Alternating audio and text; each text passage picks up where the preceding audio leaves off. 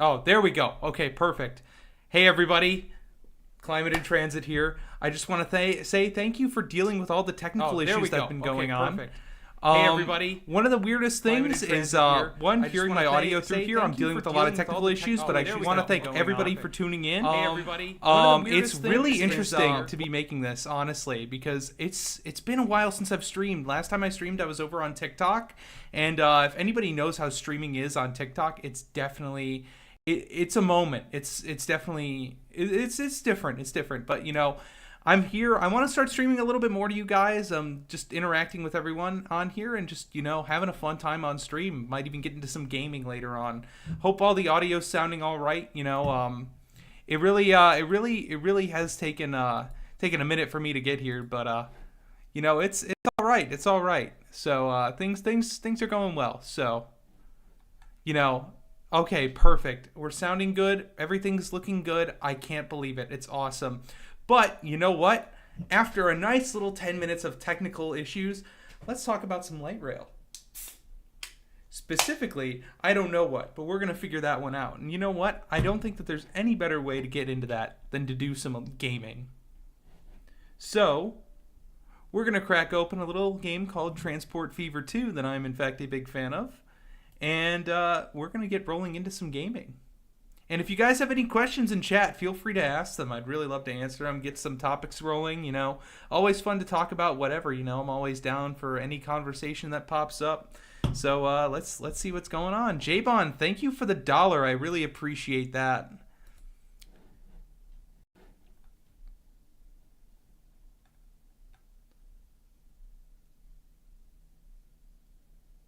Oh, thank you. Thanks for the compliment on the background. Yeah, that's one of the photos I took of Mount Hood, probably about a month ago at this point. But it's definitely, photography is one of those things that I like. Really enjoy. I really enjoy doing photography, and just it's one of the things that kind of combines transit and one of my other hobbies. I really like a lot of street photography, but I do like my landscapes too. So, real fun to do both of them. I highly recommend it. Urbanism and talking about trains and public transit really meshes well with photos and videos, so can't recommend that anymore. Did I continue my old game? This is gonna absolutely fry my computer into nothing. Hi there. Hi, Arthur. Welcome. Thank you for joining in on the live stream. Frederick, Jenny, I would want to be wanting to be talking about? Well, we all know what you want to be talking about. You want to be talking about Salt Lake City's wonderful Rio Grande project, Rio Grande plan. And honestly, I think that is a pretty good way to start out this stream because, the Rio Grande plan does incorporate a lot of light rail into it. Salt Lake City's been doing a lot of work with light rail in the past 2 decades with tracks. The plans for the future of tracks really aren't super enticing to your average user, but I think those small little improvements will be all right. UTA's got some other stuff cooking up with Front Runner improving and working on the bus rapid transit, but I don't think it would be bad to want more out of them. This has been this build that I've been doing in Transport Fever 2. I apologize for any frame rate issues that might be going on with this because this is absolutely the game of all time. Jabon, thank you for the $5. Lancaster, Pennsylvania, or Savannah, Georgia? Which is better? Choose carefully. Well, crazy thing is that I've only been to one of those cities. I'd been to Savannah. It wasn't very long. I really do appreciate Savannah, and I really have heard good things about Lancaster, especially with its connection to the why am I blanking on this? Alan would probably kill me for blanking on the name of this, but the Keystone rail. So, oh man. I'd say the urbanism of Savannah is probably better, but the connections between different cities via Amtrak, you can't beat, Lancaster if it has the Keystone connection, because that really is it. That's clutch. Like that's at least, I think at minimum it's like every 2 hours, but it's electrified regional rail that can get you to New York and Philadelphia really fast, and it's quite the service. The Ram Killer, oh absolutely. I've been building this map out for a minute. But But as you can see, I do. Oh man, we had a nice little frame rate drop. Oh wow, real tasty frame rate drops there. If you can see, the urbanist in me immediately dies as soon as I see highway interchanges. I turn into little Robert Moses here when I'm playing these games. Salt Lake City has an impressive rail network for a city in the western U.S. I'd say it's pretty good. I'm really excited for those Stadler LRVs. They're really going to improve on that old rolling stock that they have there, those high floors. We really got to stop using those in the U.S. because they're just getting a little dated with accessibility, and I think we need level boarding on pretty much all of our systems. That is kind of an ADA requirement, and Salt Lake City is great, and the Orange Line is really compelling. Now, I think they need to add more lines instead of BRT. I would agree with you on that, Frederick. J-Bon, I went to Lancaster. My train hit a truck somehow. Yeah, they tend to do that when there's a lot of grade crossings. Frederick can tell you how much he doesn't like grade crossings, and yeah, that really connects to the Rio Grande plan that he talks about quite a bit. Frederick Jenny, for those who don't know, is one of the wonderful people behind the Rio Grande plan, and really their whole online media presence. Level boarding on Via when? Via rail? I couldn't tell you, to be honest with you. Yeah, grade crossings, not exactly fun. Stadler is on a streak right now. I absolutely see those things becoming more common in 2030. Yeah, Siemens has really been dropping the ball as of recent when it comes to just pumping out their light rail. It really they just have been delayed a lot, and that's because they just have so many orders because Alstom really dropped the ball. But like they can absolutely step up and just own the market here in North America. They kind of do. All right, we'll see. Benjamin Chandler. How should the Cache Valley and the Wasatch Front be connected by transit? The Cache Valley. Now that's a good one. You know what? I think we're gonna pop in to Google Maps because that is where all the fun begins. So we're going to go there, Google Maps, and hopefully it doesn't dox me. Actually, you know what? We'll make sure that it doesn't. Oh, it wanted to. It wanted to dox me, but it was not going to dox me today. Yeah. For those who don't know, I do live in the Portland area. The Cache Valley. I'm familiar with the Salt Lake City area. I just can't remember like specifically. All right, here we go. Okay, so it's north. All right. I mean, realistically, you'd want the front runner to just come up into the Cache Valley and eventually get up to like, I don't know, Rexburg, which is somewhere up here if I'm not mistaken. But yeah, I mean, you would realistically want some regional rail, but at that point it'd be so long that the front runner might actually be a better idea to just run an Amtrak service rather than extending the front runner, because the front runner is more or less for the Salt Lake metro area, and I think the Cache Valley might be a little bit too far north for the full extent of the front runner. I think Brigham City is about as far as you'd really realistically want it to go. It currently ends in Ogden, but yeah, I mean, some shorter extensions. I know Brigham City's been looked at for a short one, and then I know to the south there have been some extensions down to Payson that are being looked at. Have you ever been to Collinswood, New Jersey? I went there in December for some Christmas urbanism. I think it's in the running for best suburb in the U.S. What's your response? You know what? Let's look that up. I don't think I've been. Maybe I've been through it, but I'm not from New Jersey, so it's not exactly like an area that I'm like super. Yeah, I haven't been to this part of New Jersey. It's on the Patco speed line, which is pretty good. You'll at least get some decent service, but ooh, we got a fair amount of parking here. I know Patco stations are really aggressively filled with parking, and this seems to be no exception. But you can't judge a suburb by its one area. You can't just judge it by its parking lot there. So we're gonna take a look at this intersection right here. I know it's right next to the station. This is 5 years ago. This is looks pretty standard. People seem to be following daylighting to an extent. I like this view on Google Maps more. It looks like they did some actual daylighting over here. Let's see. This corridor kind of looks like the main one through Collinswood here. It's America. You've got to have your parking. Yeah, this is quite nice actually. This is kind of your standard main street that you'll see, especially in like the Northeast and New Jersey, like 100% of the time. Like this is a very common thing you'll see in the Northeast and also like the Midwest to an extent, and even some other towns across the country. But it is something that you don't exactly see too often. As much anymore, especially not in new builds. Oh god, anything post 1950 is not going to look like this. So this is definitely. Ooh, is this a modal filter? I think we got a nice little modal filter here. Oh yeah. Oh, and it incorporates fountain. This is beautiful.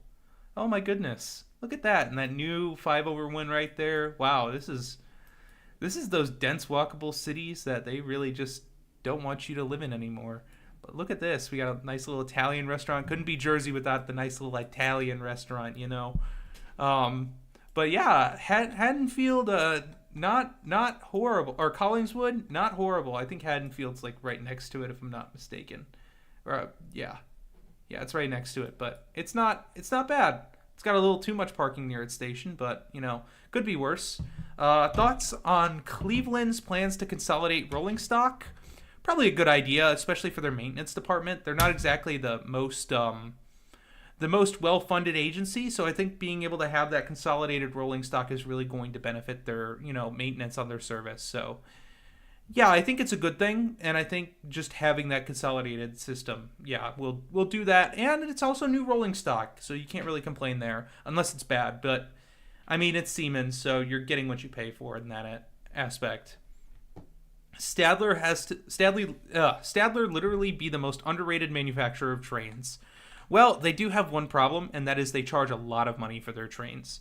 So they're usually going to cost more than Alstom or Siemens or any other manufacturer that's out there, but they are going to deliver you that quality and usually remain fairly to schedule. Some of the other manufacturers do kind of lag behind on that. So I just got back from a business trip to Phoenix, Arizona, and I didn't get to spend a lot of time downtown, but I made a stop at their Union Station and saw their light rail. Aren't they expanding it? Yes, they are expanding it. Very much so, Frederick. So this is the current extent of the light rail here. There's like this one little northern branch. It runs through downtown, cuts over east, runs through Tempe, and then into Mesa. But they're currently going to be building an extension to the south here, along Central Avenue, and it's called the South Central Extension. And it is going to be, I think it's like 6.5 miles, but it is going to make it into a 2-line system, the Valley Metro Light Rail.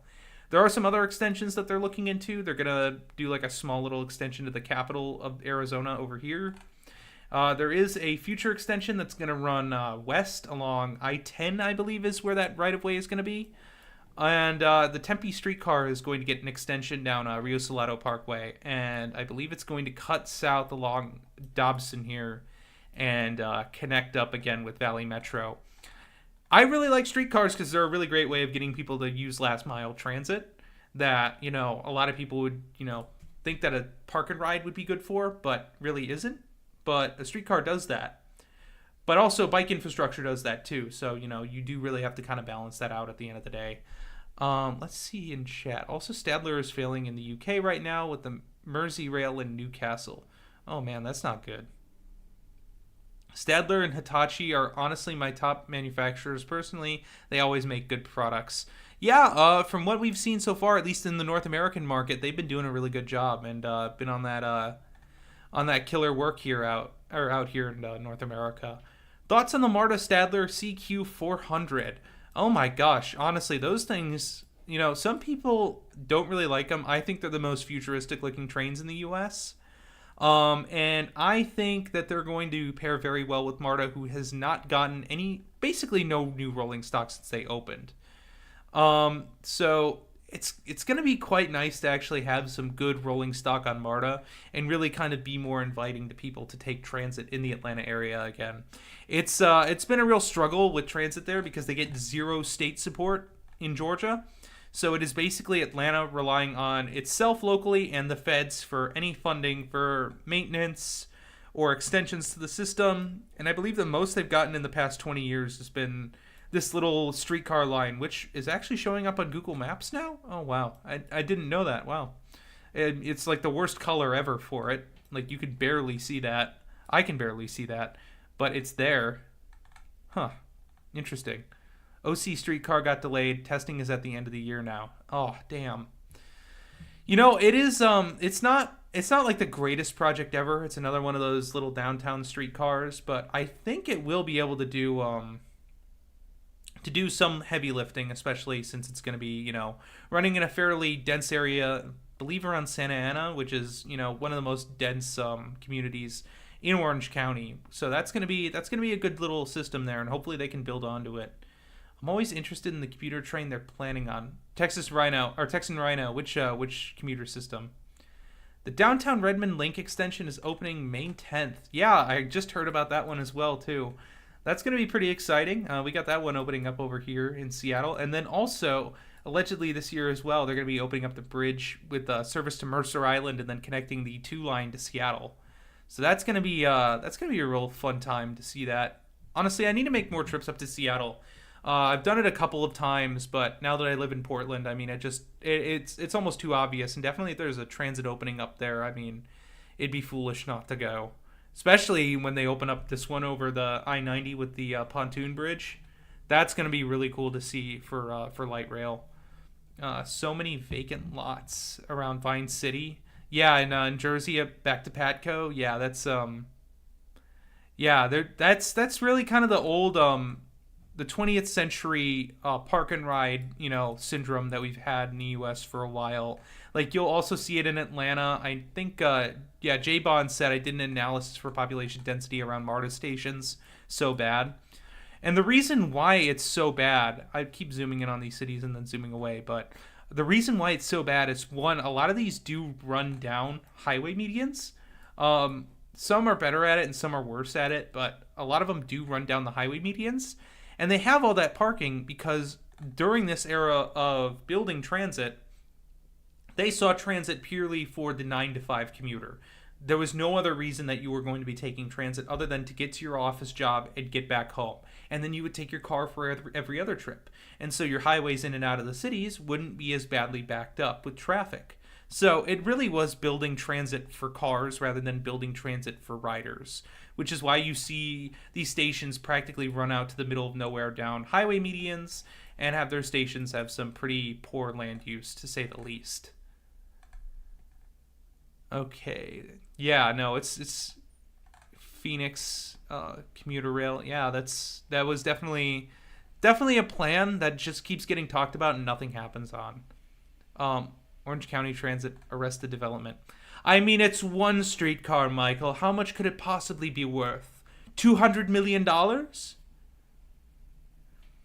Why did they build Line 2 up I-5 instead of US 99? Oh, Line 1? I'm trying to remember. Line 1. That's the big one. Up I-5. I think it's because I-5 is technically the busier corridor. At least to the north and south. But I don't remember if it's like crazy busy. I think they also kind of built it just as the way to get it the easiest done, rather than, building it and having it be super expensive. Which is why you'll see it run mostly on highway medians and stuff like that. Like, Line 1 is awesome. I am super jealous of it, except for the fact that unless you're living in Seattle, it's not the most useful thing in the world. Unless you're trying to get from downtown Seattle to the airport. In that case, it's a lifesaver. But when you're visiting, and at least the last time I visited, I really did not see much of a use to use the Line 1, but I could definitely see how it'd be useful to people living there. West Commuter Rail should replace all the Colorado rail cars and RDCs with Siemens. Blank, I'm going to disagree with you there. I think they should replace them with Stadler Flirts. That would probably be the best option for that system. I don't really think that there'd be another better option. Any thoughts on Austin's Project Connect? Yes, I did see that. And, it's good that they're talking about getting the light rail again. It's just it keeps getting watered down more and more and more, and it's only 8 miles now if I'm remembering correctly. Project Connect. I know Cap Metro is really fighting an uphill battle here. It's not super easy for them to get transit built in Austin.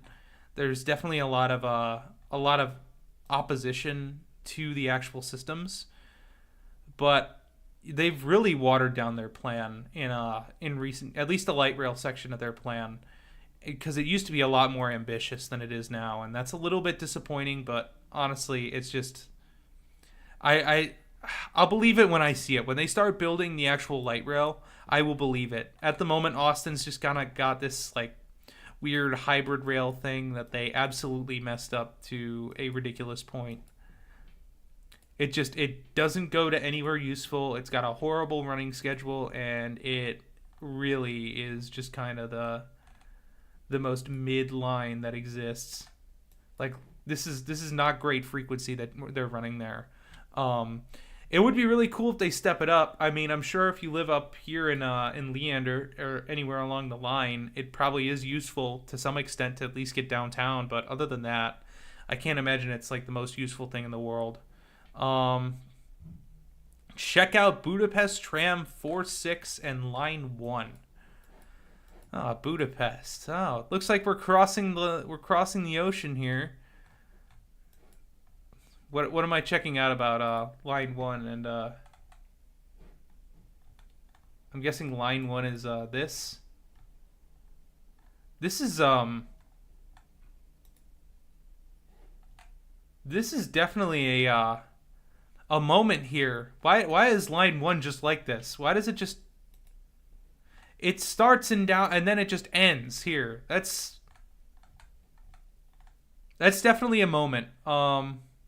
Oh, no, that's S Millennial Subway. W Channel and Stream, you're cool. Thanks, Light Tricks. I really appreciate that. Please do not stop posting. I have no plan to stop. Can we see Stadler making DM locomotives for potential customers like Mark and MBTA?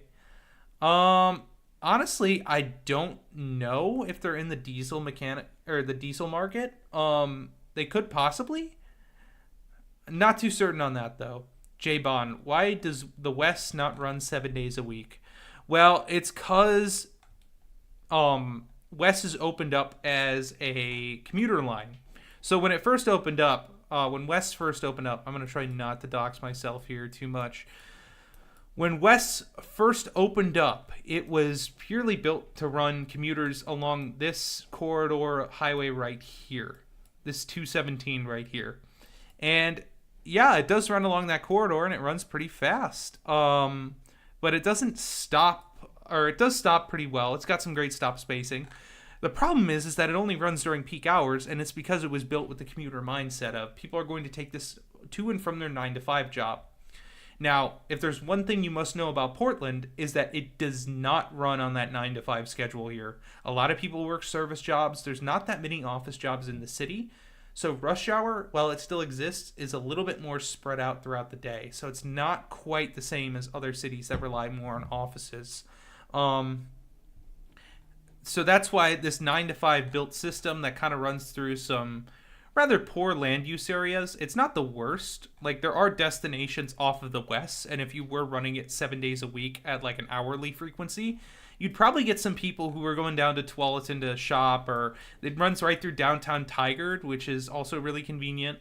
And it also runs right into Wilsonville. But I mean, if it ran 7 days a week, you would definitely see increased ridership. But other than that, I mean, like, it was built with the wrong mindset of it's going to move commuters only and not actually be a system for, people to ride it 7 days a week. What do I do here on stream? I react to your guys' wonderful questions about transit, and I like zooming in on your cities. If you give me like city recommendations, I really appreciate looking at them, especially, places that I don't think of very often. I'm kind of in this, like, everybody's in their little bubble of like niche and like what they think about normally. But, it's really cool to get other cities and, think about other places as well, too. Do you think Asian companies like Hyundai, Rotom, Hitachi, Kawasaki, or maybe even propulsion-only companies like Mitsubishi and Toshiba will ever dip their toes into American light rail industry? we'll see. I mean, the American light rail market is not small by any means. There are at least 24 cities in the U.S. alone, not even including Canada or Mexico, that you could actually build for.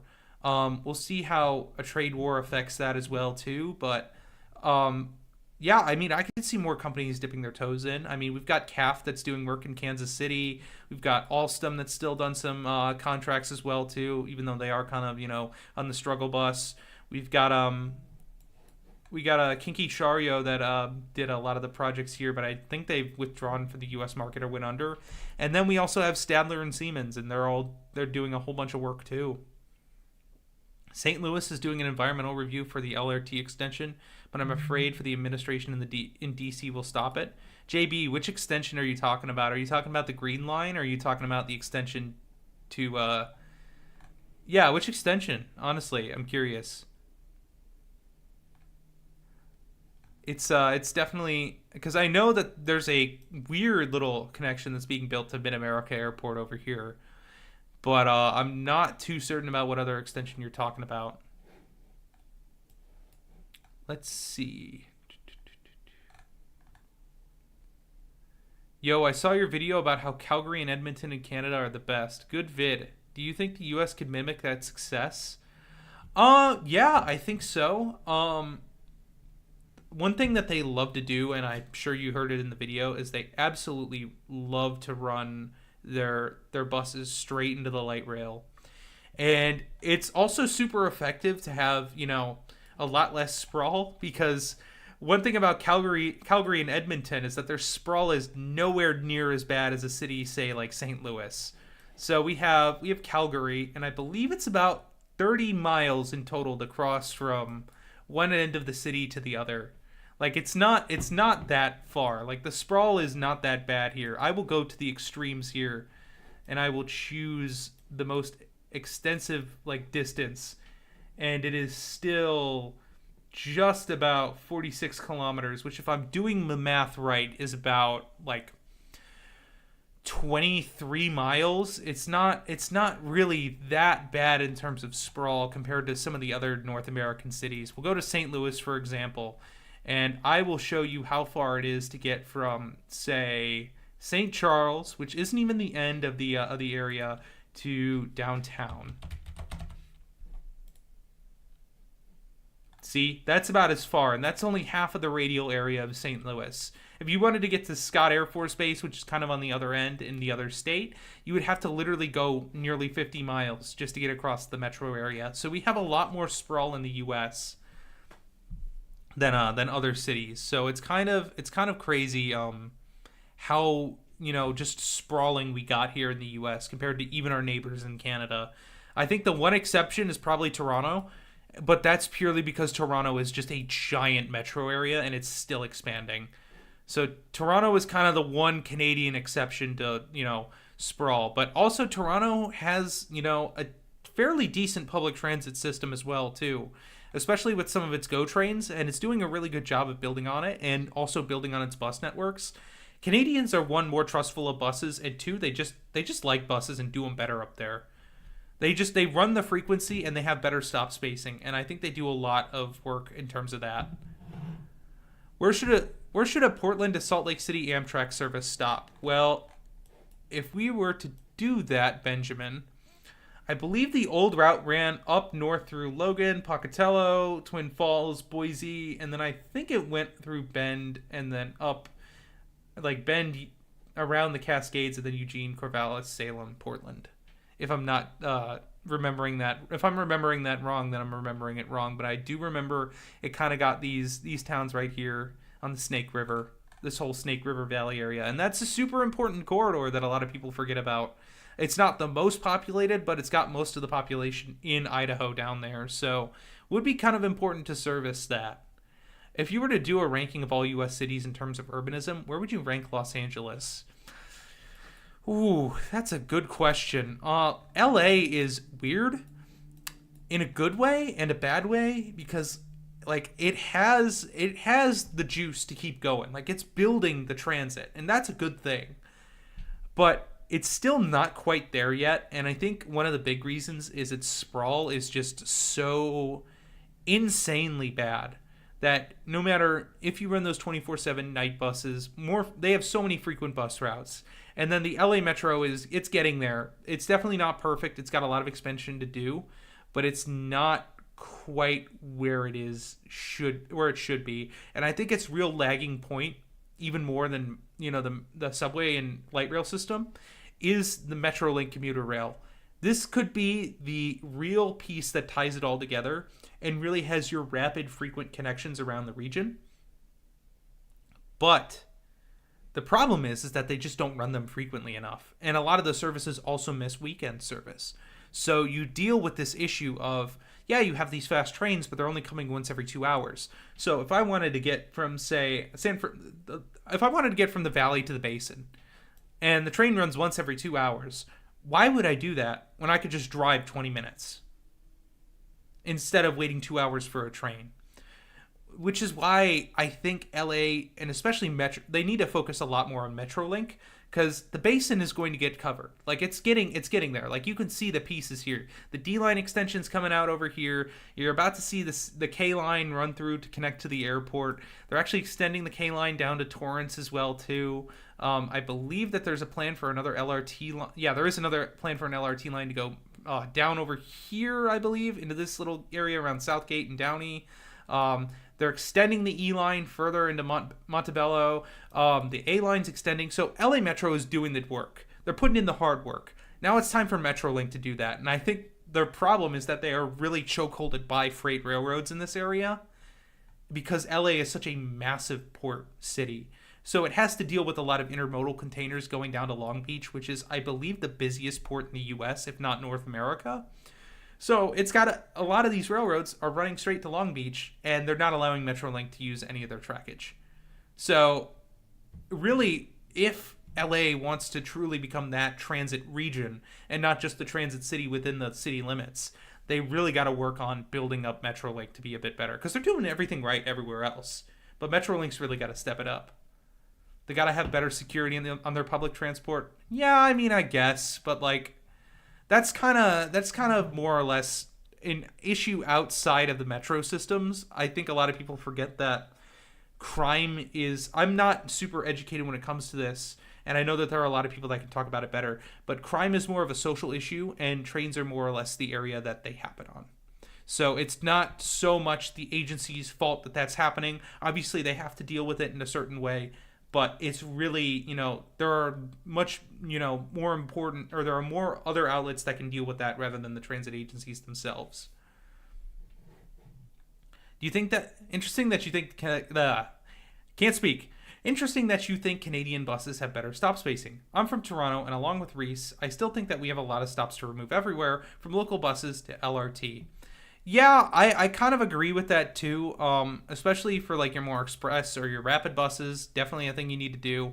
I think local buses can probably get away with poor stop spacing, but I still think they should, do that. There are a lot of really egregious examples in Portland that I could pull up, where it's like literally a block, like there's a stop on one block and then there's a stop on the very next block. And let's be honest, if you can't walk 200 feet, I don't know what to tell you. Or at least, move 200 feet to get to the next bus stop. I know some people can't walk, but, if you can't move 200 feet, I don't know what to tell you at the end of the day. But, yeah, I mean, definitely need to rework some of our local routes as well, too. To be fair, they are starting to increase frequency. The Antelope Valley line now runs every hour on weekdays. Yeah, I remember hearing that, J-Bon. The Antelope Valley, and I believe they're doing some work for the, the San Bernardino line is getting some frequency upgrades from what I remember. They're trying to really push the single tracking to its limits here because of Brightline West that'll eventually be opening. Eventually. But it keeps getting pushed back. Of course, I mean, they got to work more efficiently with the LAPD and LA County Sheriffs. Yeah, and they're also creating their own law enforcement agency in LA to deal with crime on Metro itself. So Metro is going to be handling that in-house rather than relying on LAPD, because there have been some issues dealing with LAPD. So it really comes down to it at the end of the day that they're going to have to sort out, enforcing rules on the trains and stuff like that and making sure that it's a safe environment for everyone. Thoughts on the We Go Star? All right, we go to Nashville now. Nashville, gotta love it. Just got a whole bunch of new funding for transit. Most of it's going to be bus rapid transit, but hey, a win's a win. The We Go Star is maybe one of the cutest little commuter trains ever. 5 days a week, 5 round trips. Used to be. It's definitely a moment. It runs old Metro rolling stock. It's quite the train of all time, to say the least. We won't look at people's reviews there, but let's see if we can find some photos here. So it runs like 3-car trains with F40s, and they are truly something incredible.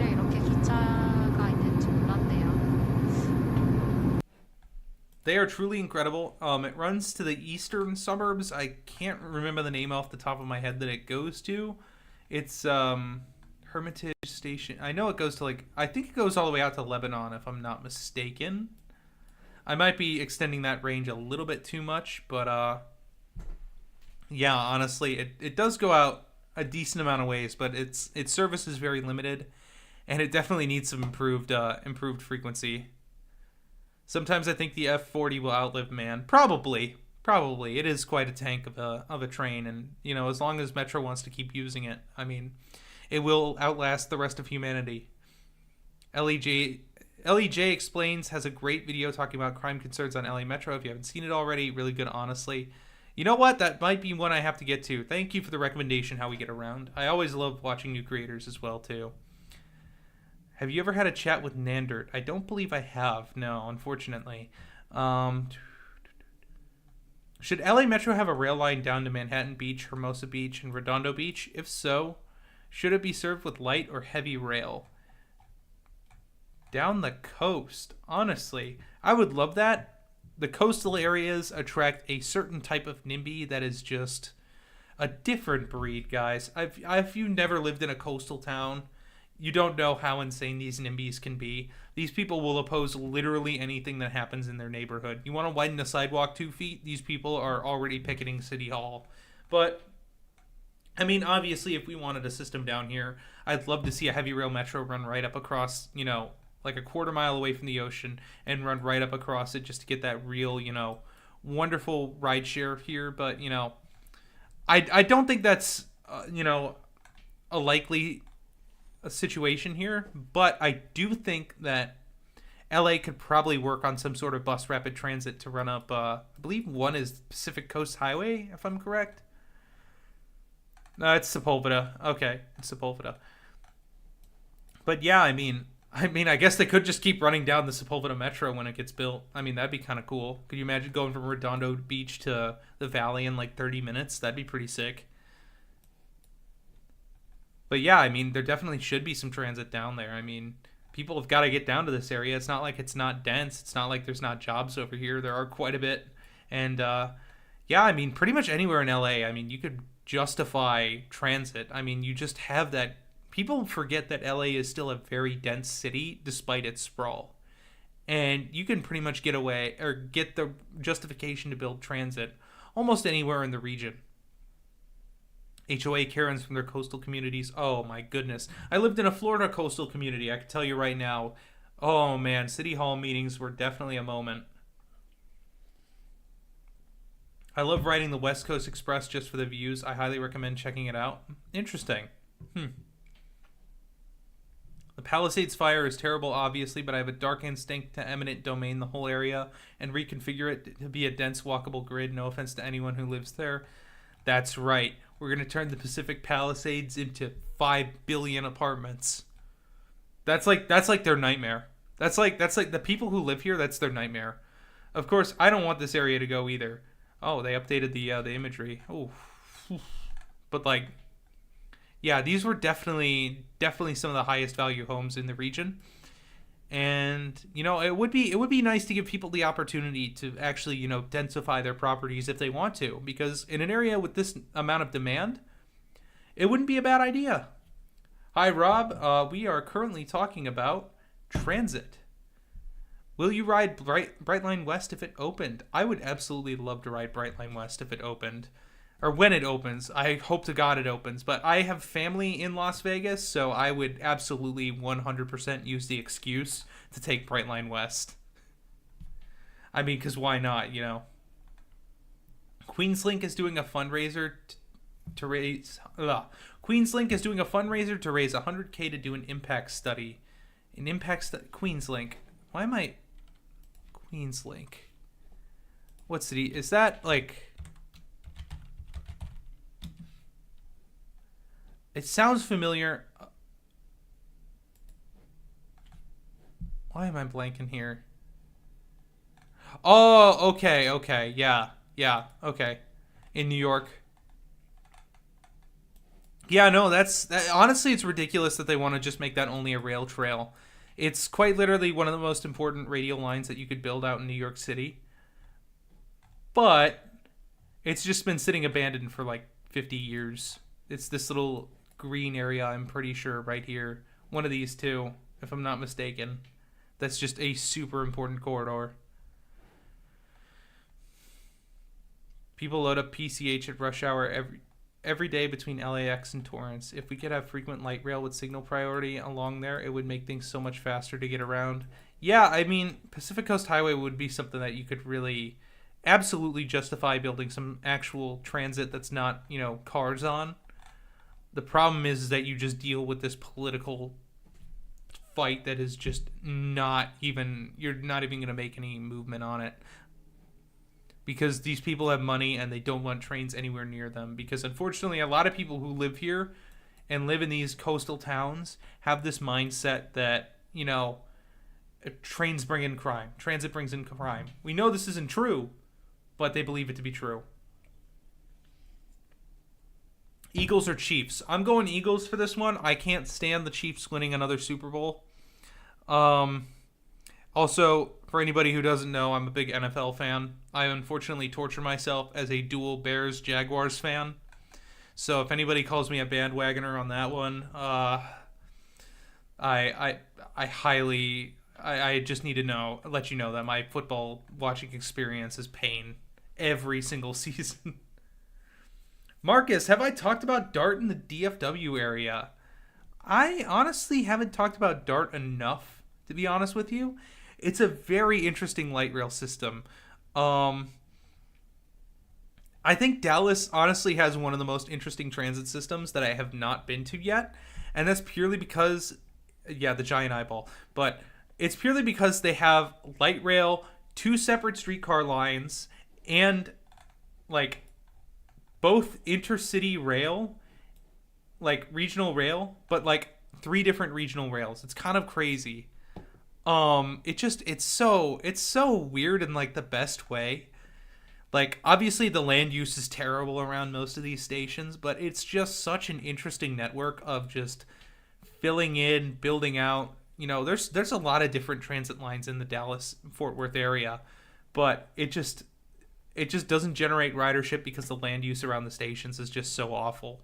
But, you know, they could always improve. What's your favorite Type 1 train? 116, because it's absolutely destroyed. It is just the most rusted piece of junk ever, and I love it. That's for the Portland area, for those who don't know. I live in Minnesota, and I'd 100% find an excuse to ride Brightline West. Absolutely. It's going to be fun when it opens. The fact that LA Light Rail doesn't have signal preemption is insane to me. Portland, Houston, and Seattle have it. I believe it's in certain areas that it doesn't, but most of the system, I believe, does have some sort of signal preemption.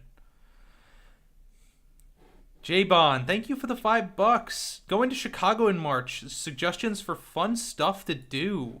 Oh my goodness, you just triggered something that's super fun for me. So I grew up in the Chicago area, and honestly, one place you can't miss out on if the weather ever goes bad on you, Museum of Science and Industry. It is an absolute wonder to go to. There is you could spend 2 whole days in this one museum alone, and you still won't do everything that you want to in it. There's just so much to do. Jackson Park's also a really nice area around here too. You can take Metro Electric down here, or you can take the J14 buses. The lakefront, always a great place to go to. I personally love biking along it. It's something that, if the weather's nice, is near perfect. In Chicago, that can really be hit or miss. Weather in Chicago in March can be really hit or miss. You can either get 70 degrees or you can get a blizzard. So just be aware of that. What else is there to do? Chinatown is always super fun. There's a bunch of fun little shops around here. You can take the Red Line down to Chinatown. There's some really nice restaurants down here. I can't remember the last time I was down here. It's been a couple of years since I've been there, but there are some really good restaurants in Chinatown. Ping Tom Park is also super cool. In the summertime, if you ever go in summertime, you could take the water taxi down here and it drops you right off at Ping Tom Memorial Park, and you just get some incredible skyline views. Even if it's freezing cold, if they're running the tour boats, absolutely do them. But there's a lot to do in the Chicago area, honestly. I can't speak enough about it. Lincoln Park Zoo is a free zoo that you can go and visit as well. Even if the weather is, not perfect, it's still super fun to go to. Lakefront's always fun to check out, and if you're really feeling like checking out some cool transit stuff, there's also the Brown Line where it runs at grade. You can get a nice grade crossing on a third rail subway. This is Kedzie Station on the Brown Line, and if you can see, this is a grade crossing for a system that's powered with third rail.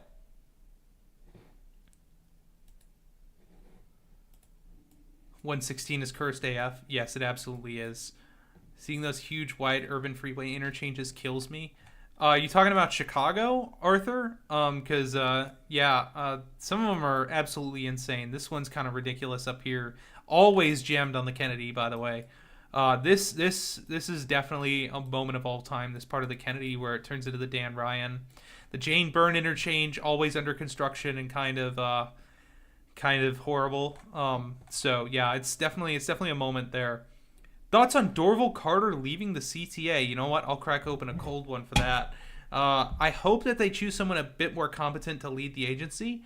It's nice to see, a face of someone who's really been letting the agency down go away. So, and I'm glad that they decided to choose, to go away and leave the agency so that way Chicago can hopefully improve upon its transit. I'm still a bit suspect. I'm glad Metro's doing its part. It had a really awful outlook on Metro for a while, but they really turned their focus around and really made it better. What else? Opinion on the Foothill Gold Line extension. Pretty good, Porby. Pretty good extension. I'm super excited for it. It'll get all the way out to I believe Claremont is where it's going, or no, Montclair. And that's gonna be something that's super exciting for the region. So you're gonna get zapped if you touch it. Going back to Chicago with its third rail Brown Line. If you touch the third rail, don't do that. I couldn't recommend it any more against that. Do not do that. But no, they do a decent job of kind of like tucking it away from like going out and being like touchable. Obviously, you still can, but like you can do that with any system. But when it goes through these little areas, it just kind of like they have to like slow roll it because obviously the system's not getting any power. So you'll notice the train shut off, and then when you hit the next guardrail or the next third rail over here, you'll immediately hear the HVAC and all the power systems go back on. It's kind of hilarious. You can see the little gears inside of the lifting bridge. Oh yeah, along the riverfront as well too. That's another really cool area. The McCormick Bridge House, right along the Riverwalk, kind of tucked away. Good recommendation. That's usually a free museum if I'm not mistaken. It's tucked right along the Lake Michigan or the Michigan Avenue Bridge. Right here. We're gonna avoid that tower in the background, but yeah, it's tucked in right over here inside. Quick little thing, probably take you about an hour at most, but super fun activity to do.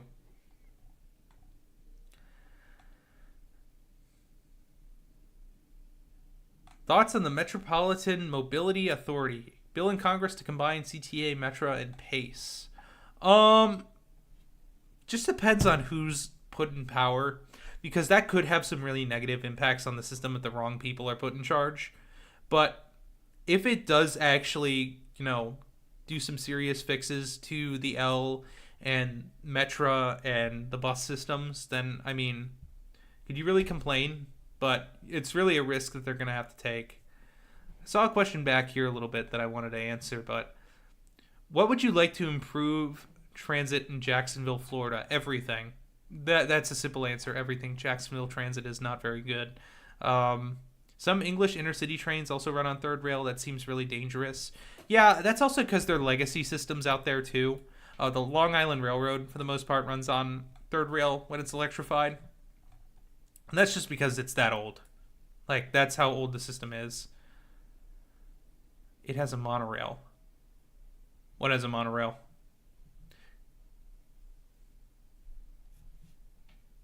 Oh, yeah, Jacksonville. I forgot. We're talking about the Skyway. Yeah, so I used to live near the Jacksonville area, and the monorail is going to be going away soon for autonomous vehicles. Autonomous vehicles. So you're going to see these little... you know what? Always good to educate my wonderful viewers about the ultimate urban circulator, which is Jacksonville's incredible project to replace this beautiful, crappy monorail with an even better model of autonomous vehicles. Can you believe that they take this seriously? Because I can't. I can't believe that they're trying to make this serious. It's insane. It's an insane project. It's been going on for like 8 years now. The guy who runs JTA, Nat Ford, is kind of like, this is like his like do or die project. Like, if this doesn't work, basically JTA is going to crumble in terms of transit running. But basically what this is these are pods that can run, autonomous vehicles that can run 25 miles an hour max. And their plan was to have, I believe by 2022, to have a whole network of these things running.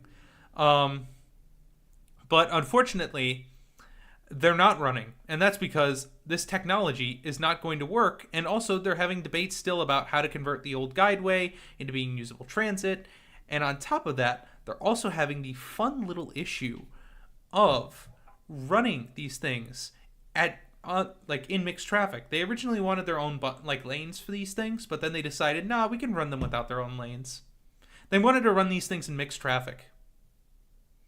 I find this insane. Did Jacksonville get their transit policy from AI-generated YouTube tech video essays?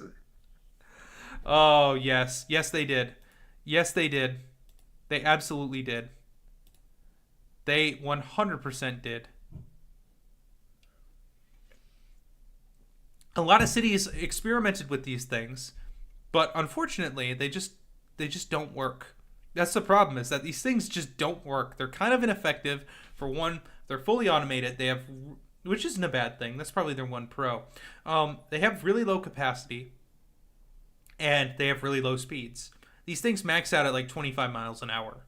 They're not moving fast, and most of them haven't been approved to run without at least one attendant on board who doesn't have their CDL.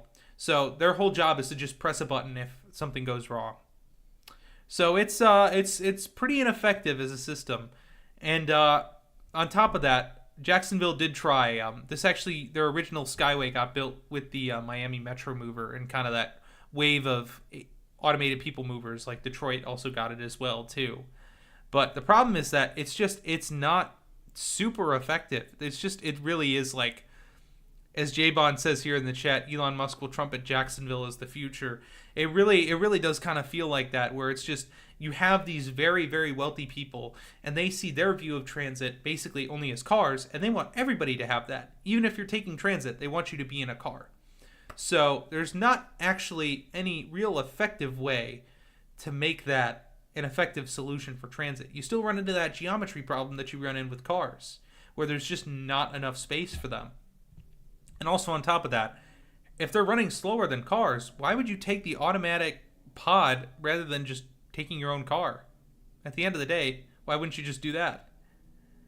Yeah, people movers only really work when they're fed by transit. No other real way. Like, they can be effective, but they cannot be the basis of your network. You gotta at least have something with some speed. It's kind of like streetcars, you know? You can have a streetcar, but it's more of a supplementary item than an actual, main piece of transit in your city. Is Las Vegas hopeless for transit and urbanism? I mean, it only has a monorail that's basically a tourist attraction.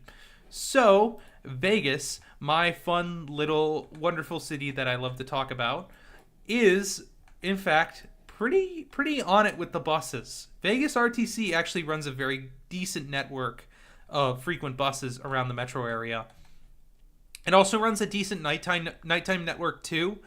Vegas probably runs more nighttime transit than most other cities in the U.S., excluding like New York City, Chicago, and L.A. But it's not bad. Like the bus system is actually pretty good, and they've been doing some real efforts to improve it.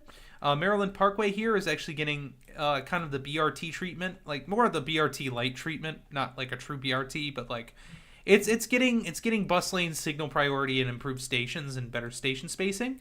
And then on top of that, there's also Boulder Highway over here that's getting a center running bus lane, and I believe signal priority as well too, as well as better stop spacing. So, and on top of that, protected bike lanes. So it's not completely hopeless. I think Vegas definitely has to do some serious work and actually consider a real rail transit system, because let's be honest, a monorail that runs on one half of the strip and some insane man's idea of car tunnels are not exactly a true transit form. Vegas has the layout to actually have good transit. It's got these wide arterials that run through most of the city. And it has some dense areas, especially the University District, which is fed by a lot of commuter students. On top of that, you also have Harry Reid Airport right over here, and you have downtown up over here. So a lot of these hubs are kind of very close to each other. And if you were to actually build out a good transit system of BRT and then connecting these real hubs with like light rail or a heavy rail metro, you could realistically build out a very good solution for transit in Las Vegas for not that many lines. You could realistically have a good connection of transit around Las Vegas with like 2 metro lines and then like a dozen BRT lines, and you would be absolutely cooking.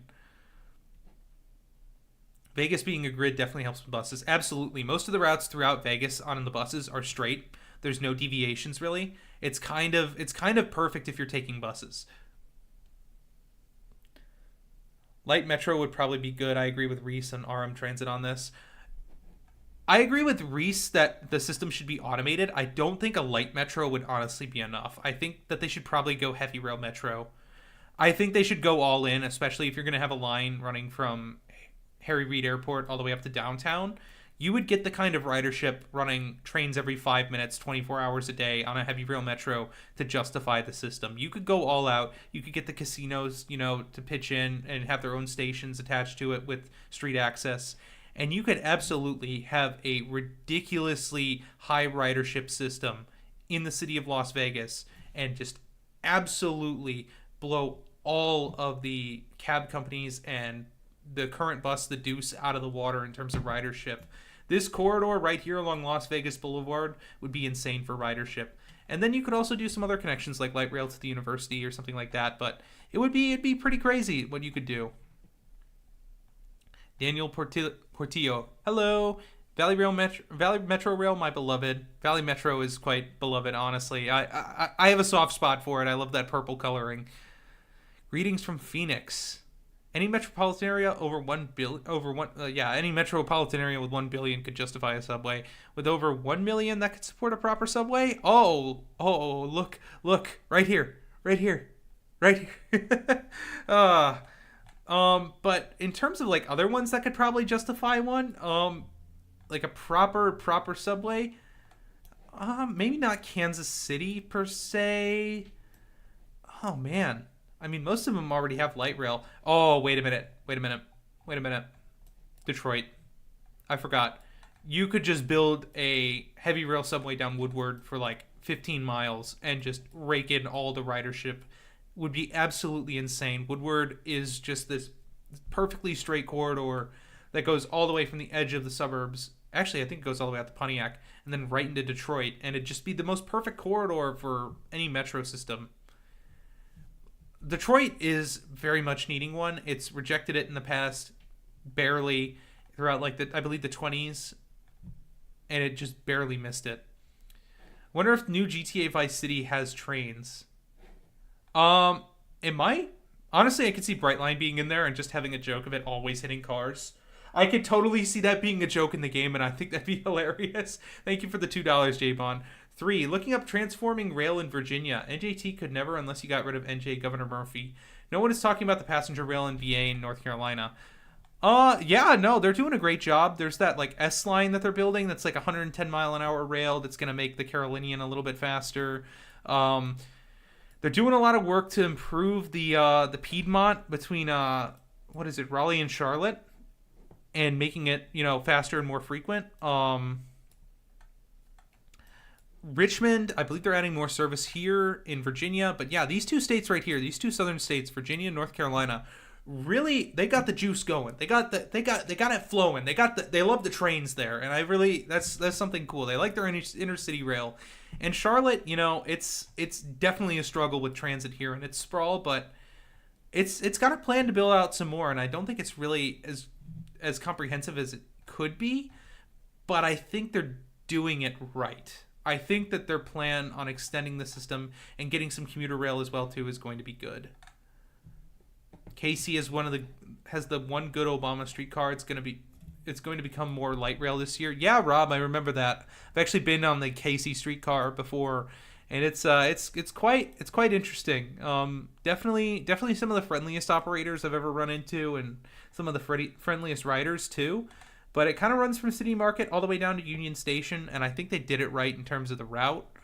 Other than that, I mean, like, that southern extension is going to be good, but what they really need to do, they really need to turn Main Street into a transit mall. Main Street, this whole way, needs to be a transit mall. They cannot have it just being this absolute road where just people can block the trains so easy. It's just kind of ridiculous, but this extension over to Riverfront and all the way down to UMKC is going to be super helpful for riders, and that, considering their east-west line that they're considering, is also going to be super helpful too. So yeah, KC is doing it right in terms of streetcar light rail. I wouldn't say that they're the only ones that did a good Obama system, like Obama era system. Obviously, I mean, Portland kind of predates it, but they got a lot of funding to extend the system from, the Obama administration. Trying to remember some of the other ones around the country. Atlanta's kind of a fail, not exactly great. The Q line is okay, just kind of, it runs down Woodward, but it just doesn't do enough. Like, it's good that it exists, it just doesn't do enough. It's not frequent enough, honestly, it's not frequent enough. It's got, it's got some shared roadway lanes, and it's just kind of disappointing. Like, I think Woodward deserves better than the Q line. Salt Lake City streetcar, great option. I love the S line. The S line is cute. It gets good, decent ridership for its length. It's only like 2.5 miles, but it's like the perfect little streetcar extension that you want. But honestly, Virginia has done a lot of work. VRE is also going to be doing some pretty crazy extensions in the future too, and service improvements. And on top of, what WMATA is doing with the Purple Line and some of its other service improvements with, its great leadership of Randy Clark, the DC area is looking really good for transit. I mean, it's definitely the second best in the country right now. I wouldn't even dispute it. Some people will say Chicago. Nah. DC's got it beat. DC's got Chicago beat. It's got to work. Both cities got to work better on their buses, but I think WMATA is definitely the better system. Mark and VRE are definitely going to need to step it up. I'm glad that VRE is doing that, but yeah, Washington D.C. If you're a resident of the area, it's really quite great. Thoughts on the Tri-Rail extension? Tri-Rail. That's Miami. Which one? The Northeast Corridor? The one that's going to be running along the Brightline trackage, the FEC trackage? I think that's a good idea. It cuts through a lot of this area. So for those who don't know, Tri-Rail, Miami's commuter rail, is quite good, actually. It started out being only a temporary thing and then turned into an actual full-time system because they were doing construction on I-95 here. And because of that construction, they wanted an alternative for a little bit. But the alternative ended up lasting. And so this still exists now.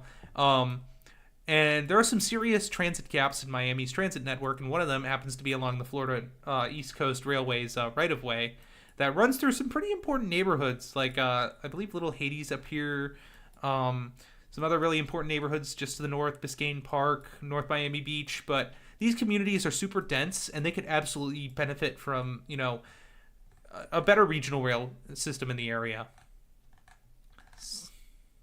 I'm gonna say WMATA takes gold. Philly #1. The Philadelphians are saying Philly is #1 once again. I can't lie. I love the Philly trolleys. They're some of my favorite things in the world. I love their operators too. They do not care. They will absolutely blow by your station if you do not pull that lever. It's wonderful. It's truly an incredible system here in Philly that they got going on.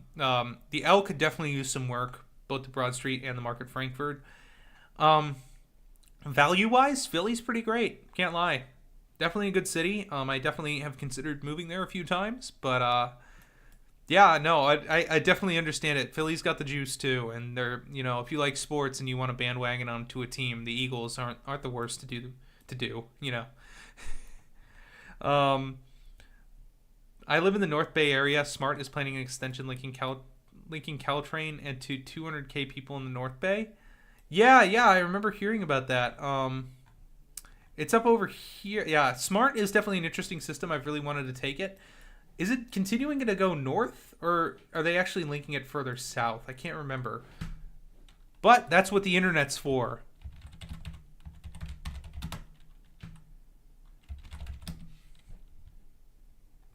Here we go.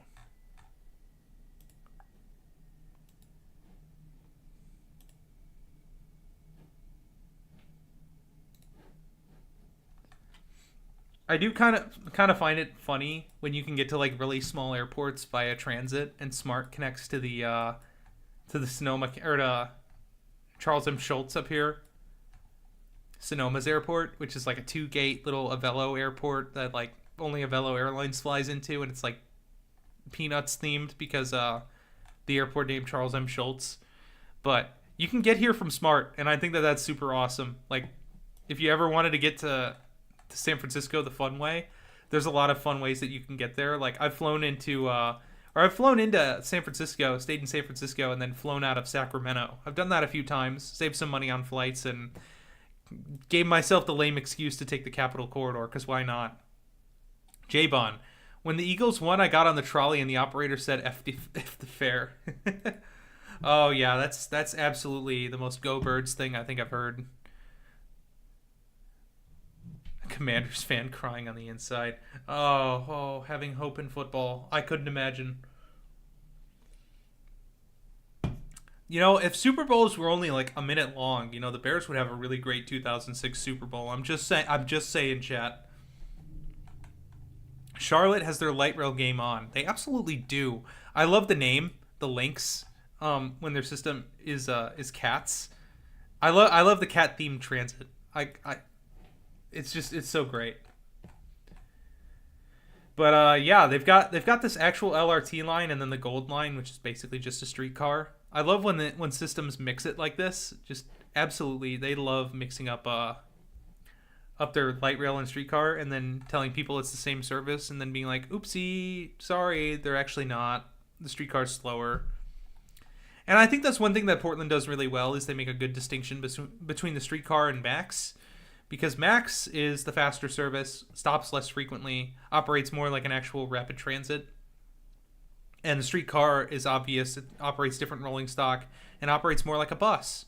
You gotta flag your stops, but it's like an improved version of it. So it's not quite as bad, or not bad. I mean, it's better. It's like, obviously it's got some improvements over a bus, and then it's got some downsides. But the streetcar is definitely an effective way of getting around and getting people that last mile transit. The Charlotte Lynx is grade separated. It's almost a metro. Yeah, the blue line is. The blue line's awesome. It's the Gold line that isn't quite as grade separated, but that's because it was a heritage streetcar that was converted into an actual transit system. Look up what United Airlines is doing with supersonic planes and so-called air taxis. Lol United. Also look up Glideways. Oh yes, the air taxis. I'm familiar. Those are never going to take off. I remember Pan Am used to do that with helicopters back in the 60s, and it ended quite poorly. So my recommendation is to take the train to the airport, or take it from the airport. It's the better option. Saves you a lot of money. Don't have to buy a first class ticket.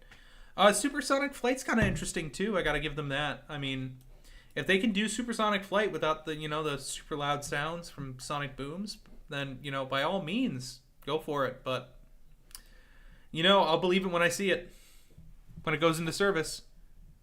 As a Colts fan, appreciate the 2006 Bears joke. Have to laugh again in the state of the Colts right now. Oh, we're both in the gutter. We are both in the gutter. Have you seen the return of the new Northlander train? Really hoping it does well so we can see more intercity rail in Canada. Yeah, that's that one that kind of runs into like the middle of nowhere in Ontario, if I'm correct. It's actually kind of interesting, honestly. I'm really interested a lot in some of the long distance trains. I know that's more of a regional train out there, but yeah, I remember they were that's the one that still operates RDCs, right? If I'm not mistaken. But yeah, Canadian rail's kind of interesting. It's kind of weirdly worse than American, but it's just a different breed of weird. But they do have some interesting services, and especially some really, really nice long distance routes like the Canadian. I'd love to take the Canadian one of these days, and I'd also love to take the ocean route that goes to I believe it's St. John, if I'm not mistaken, or Halifax. But it is quite wonderful. Canada is a wonderful country, and I actually am going there for the first time this year, so super excited to do that. BART has an extension to Oakland Airport. They do have an extension. It's like a weird monorail thing, but yeah, they do. It's kind of goofy. Rest in peace, Oakland Coliseum. Yeah, we've got where is it showing up on Max here? On Max. Oh, here's the terminal.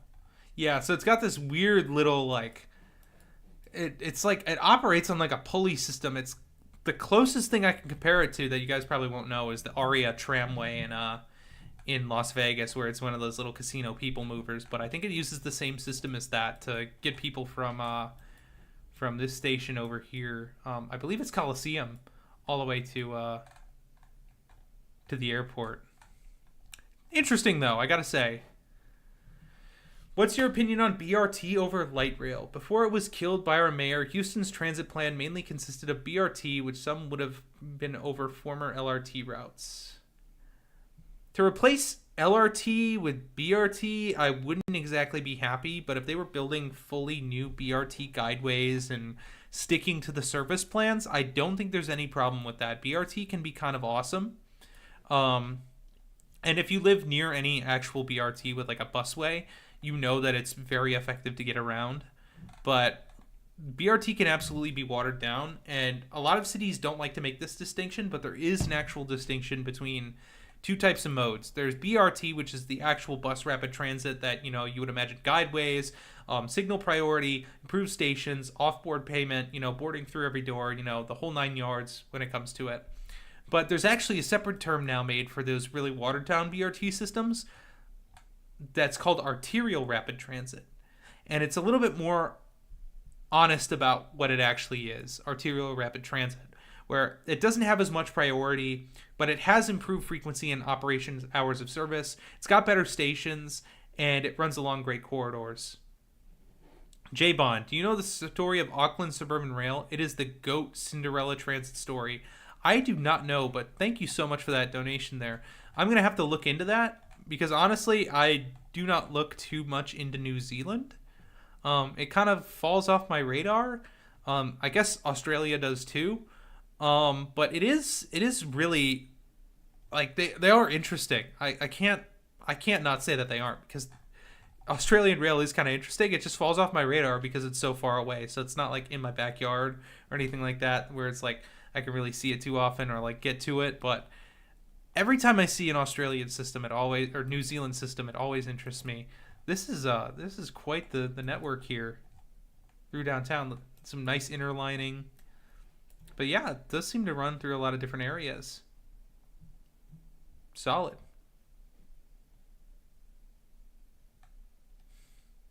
Hey y'all, I'm new here. I've seen a constant in U.S. transit, either over or undersized built, inadequate.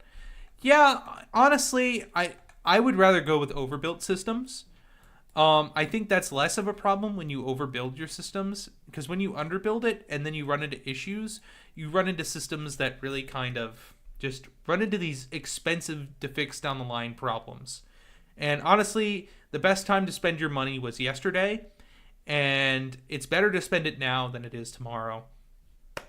So I would prefer that systems just, build now, build a little bit bigger than they should, and then when it gets that ridership, they can really expand onto their systems, rather than, having these little half-assed systems that, kind of just sputter around. I'm kind of looking at one little city here in general, Portland, where we do not have our wonderful tunnel yet, because obviously this was built as a way to avoid dealing with the issue of having traffic on our highways. So that was the main problem with Portland, is that they built Max to actually not build new highways. But they built it affordably, which, you can't blame people for doing that. But the problem is that now that people actually use it, it has this issue of not enough, priority in downtown. It gets really slowed down in downtown, and now a tunnel is definitely justified. NJ is cursed by Phil Murphy, who wants to widen I-78 in Hoboken to 6 lanes, while NJT dies, plus WMATA plans to launch their own version of Omni this year. Yeah, I saw that. I really love the tap your credit card or debit card to pay on transit. I think it's a really effective system to get around. Yeah, I've heard about the I-78 widening. Phil Murphy really loves his driving, and he has been one of those people who is just... He's a Democrat, but he's begging President Trump to get rid of congestion pricing, which is just insane to me. It's ridiculous. But, New Jersey Transit is one of the most comprehensive state transit systems for anywhere in the country, from buses, rail, light rail. It's kind of awesome, from Hudson-Bergen Light Rail, Newark Light Rail, the commuter rail systems, the buses. It really is great and comprehensive throughout the state, but it needs that investment. And if your governor's not doing that, then he lost the mandate of heaven. Vote him out. My real problem though with Phil Murphy, is that he does want to do that I-78 widening right through one of the most walkable neighborhoods in the country, Hoboken. I love Hoboken. New Jersey gets way too much hate, especially Jersey City and Hoboken and Weehawken and even to some extent Bayonne. I like this area. I think it's pretty awesome. Oh no, that's not good. But yeah, there are definitely worse neighborhoods in this country that you can live in, and not investing in your transit in some of these very walkable neighborhoods is just very frustrating. Speaking of overbuilt and baffling, the TriMet West. Why does it exist? I actually went over that earlier in the show. It's a commuter railroad designed to get traffic off of a nearby highway. And it only runs during rush hour because it was built specifically to deal with the issue of rush hour. Between Wilsonville along, I believe it's 217 is where it branches off, like State Route 217, and all the way up to Beaverton. But the point was to get rid of traffic along that corridor. So it wasn't quite, designed to be a full-on system like Max, but it is designed to actually deal with some issues with traffic. But I think I'd really love for them to go a little more all out, get some new rolling stock, and run a service 7 days a week. However, it does share the corridor with the Portland and Western Railroad. So it has to deal with freight railroad traffic as well, too. It's not that bad on the corridor, but south of Tigard, it can get a little bit more congested. But yeah, West is good. It's good. I think it needs to be better, though. I think they need to run service 7 days a week and run it at least hourly throughout the day to get that service. I don't think it's overbuilt. I think it's actually a little bit underbuilt.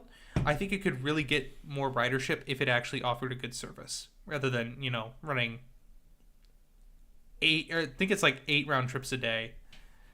What do you think about the fact that San Francisco area has so many transit agencies? Yeah, they need to get to consolidating on that, like yesterday. The worst part is that the Holland Tunnel isn't being widened, meaning the bottleneck will be worse. Yeah, that's the problem with one more lane, is that you have to widen all the way through, or else you get more traffic. It's just that simple. I don't think that many people are getting off at in Hoboken, to be honest. It's not quite the financial center that Manhattan is, no offense. It's still a big one, but, it's not Manhattan. So, you deal with those issues, but it's definitely going to be worse with that bottleneck. One more lane, guys. That'll solve our traffic. Do you think the Eglinton LRT will ever be opened? Yeah, I'm pretty sure it'll get opened. It's definitely a need. Line 5 is definitely a need in Toronto. Eglinton, I can't remember exactly. I'm sure it goes down Eglinton, but is that a little bit closer to the city? Yeah, here it is. Yeah, no, it's definitely a need for the GTA, but it will open. I have faith that it'll open, but Toronto, it's definitely dealt with a lot of issues when it comes to being built. But I mean, look at this density. Canada just does it right in terms of that, and around their station density. We in the U.S. kind of soften it with 5/1s. They don't. They say, you know what, 45-story skyscraper right next to the station, and you know what, you got to respect that. You got to respect that level of just saying, you know what, we're going to build these skyscrapers right next to these single-family homes. Just the absolute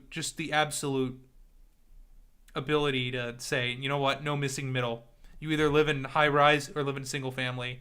And obviously, they've got to get more of that missing middle. But, it's not the end of the world. At least they have some very high density around the station, and I can respect that at the end of the day.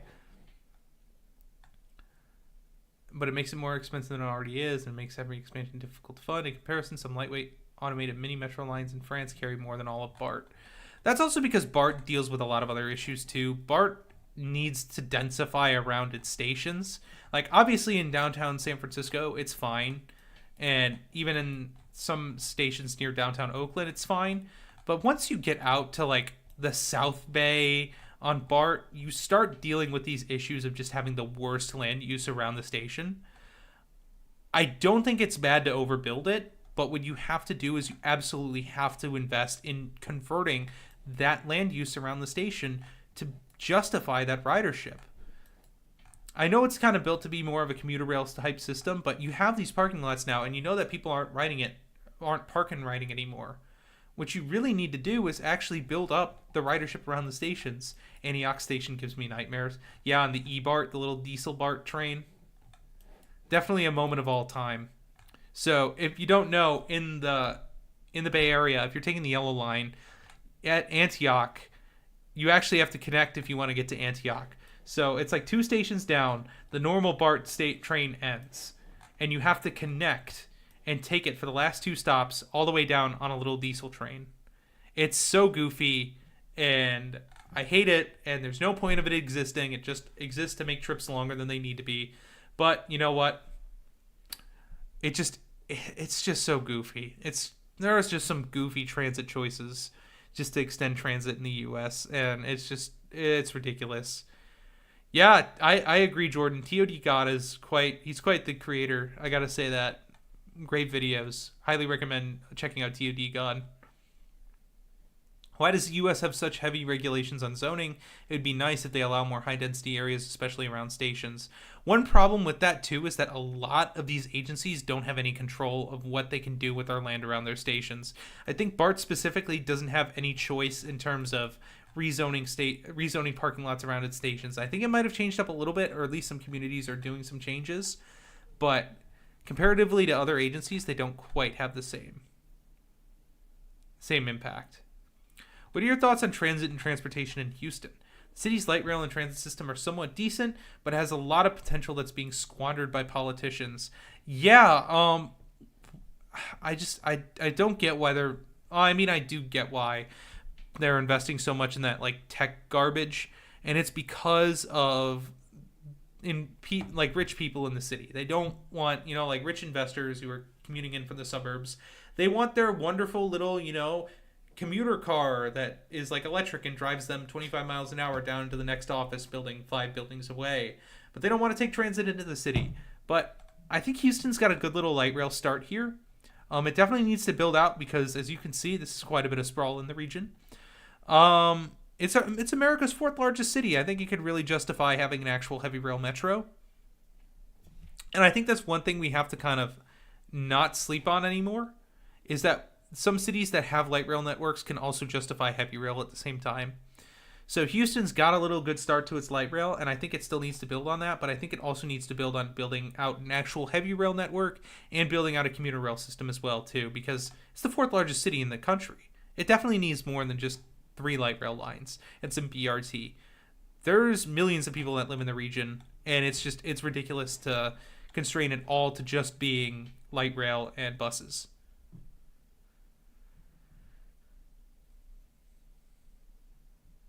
Thoughts on Amtrak extension? Which one?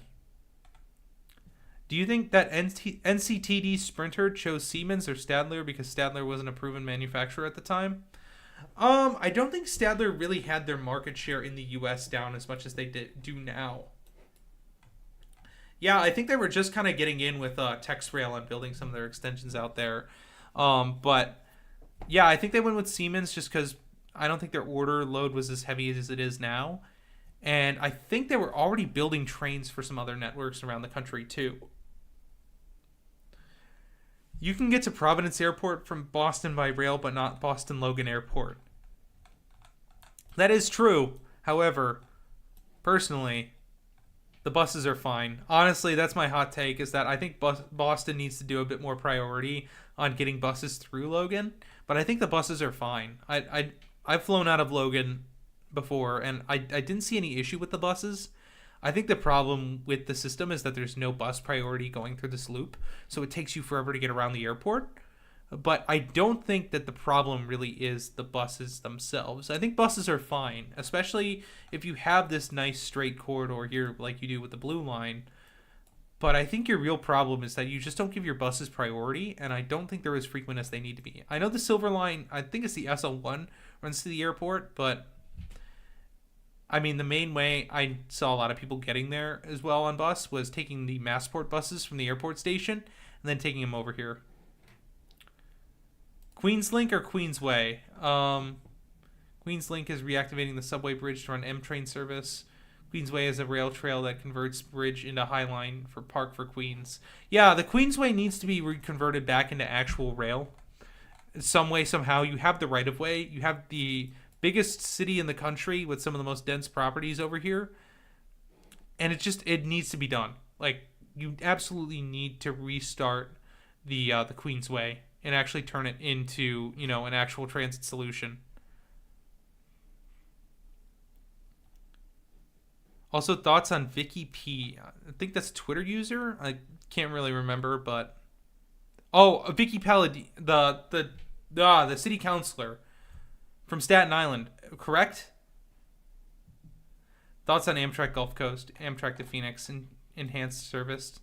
Yeah. I think the Gulf Coast is going to get done. I hope it does. Biloxi, a lot of these cities over here, Mobile, Pascagoula, definitely need some rail service, and I think they could really benefit from that. But I think this is going to be a really exciting little extension, and it really solidifies New Orleans as actually being a regional rail corridor. But that's going to be a good one. Vicky is from Queens, not Staten Island. That's news to me. I thought she was from Staten Island. I'm so sorry for smearing the great name of Staten Island. Queens needs to catch some more flack for having Vicky Paladino, because she's like the transit antichrist. I think that's the best way to put it. She is the transit antichrist. Thoughts on the Metro Next plan and the mayor of Houston gutting it? Yeah, absolutely insane choice to do that. And then bragging about how Houston has these little basically golf carts for downtown. I think it's goofy beyond all belief to do that and just scrub your BRT away. Just absolutely clown behavior there at the end of the day. Vicky is almost worse than Robert Moses. Robert Moses liked cars because he liked being shuttled around, and he didn't have as much. He wanted people to get places. That was his thing. He wanted people to get places. His problem was that you could honestly chalk up a lot of it to ignorance of the time. But Vicky is doing it with the actual context of dealing with the problems of Robert Moses's, travel plans, which I think makes it significantly worse. Do you think the Honolulu Skyline will ever be finished? Yeah, I think it will. They're actually supposed to open up that second extension pretty soon. The one to the airport. So at least if you live over in Kapoli over here or Pearl City, you can get to the airport by train. But soon enough, it'll get to Honolulu, and then people will be able to take that. But the Skyline, I think, is going to be a very, very effective project, purely for how many people it's going to be able to move once it gets into Honolulu. I think people are absolutely underestimating how good of a route it is. And there's so many NIMBYs who love to complain about that one because it's not getting ridership right now because they just wanted to open up the first little bit of it. But I think it's going to be good. Honestly, obviously it went over budget, but once it's done, I think in like 2030, getting into Honolulu, I think people are going to be very appreciative that it opened. Because it's really going to provide connections that are going to be faster than the bus. And the bus is awesome. Don't get me wrong. The bus for Honolulu, which is their transit agency, it does a little mahalo whenever, you let it pass. But, yeah, I think having the Honolulu Skyline, be the kind of the base of transit and then building the bus around it rather than having the bus be its own system. Obviously it's going to be its own system, but like centering the bus around the Skyline is going to be very effective for the transit on the island. Uh-oh.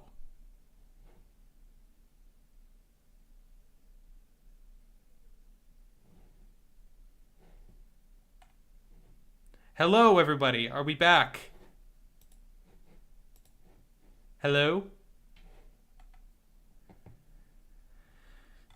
Had a minor issue there, but, we're back now. We've never been more back.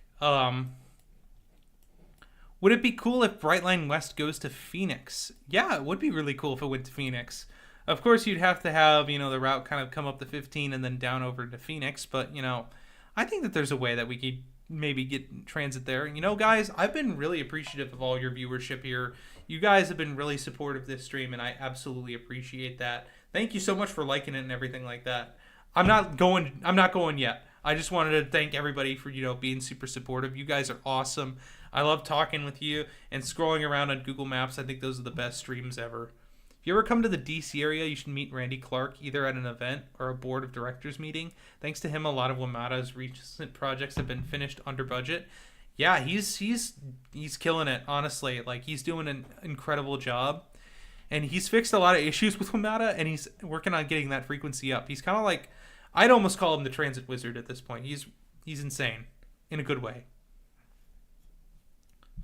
Do you think we should be more angry at the state of the country, how the country has been suburbanizing and basically destroying itself in terms of finances, public health, environment, and equity?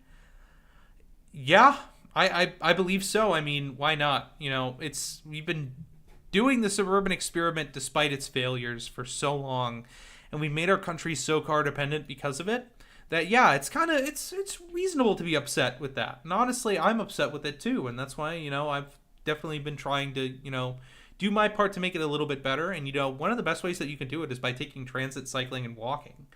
Using your car less for trips is honestly one of the best ways that you can softly support, multimodal uses in your city. Getting around without a car and telling people that you get around without a car, or got to this destination without a car.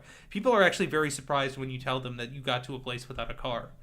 Like, I literally see people's, like, they have to, like, think. They're like, they'll hit you with the, oh, you got here by this way? Honestly, it's honestly really funny when you bike somewhere that's super not bike friendly. I've done it a lot of times. And then you tell people that you bike to a place and they're just like, oh, okay. Wow. I didn't even know that was possible. Thoughts on the KC streetcar extensions? Good. They need to do more of them.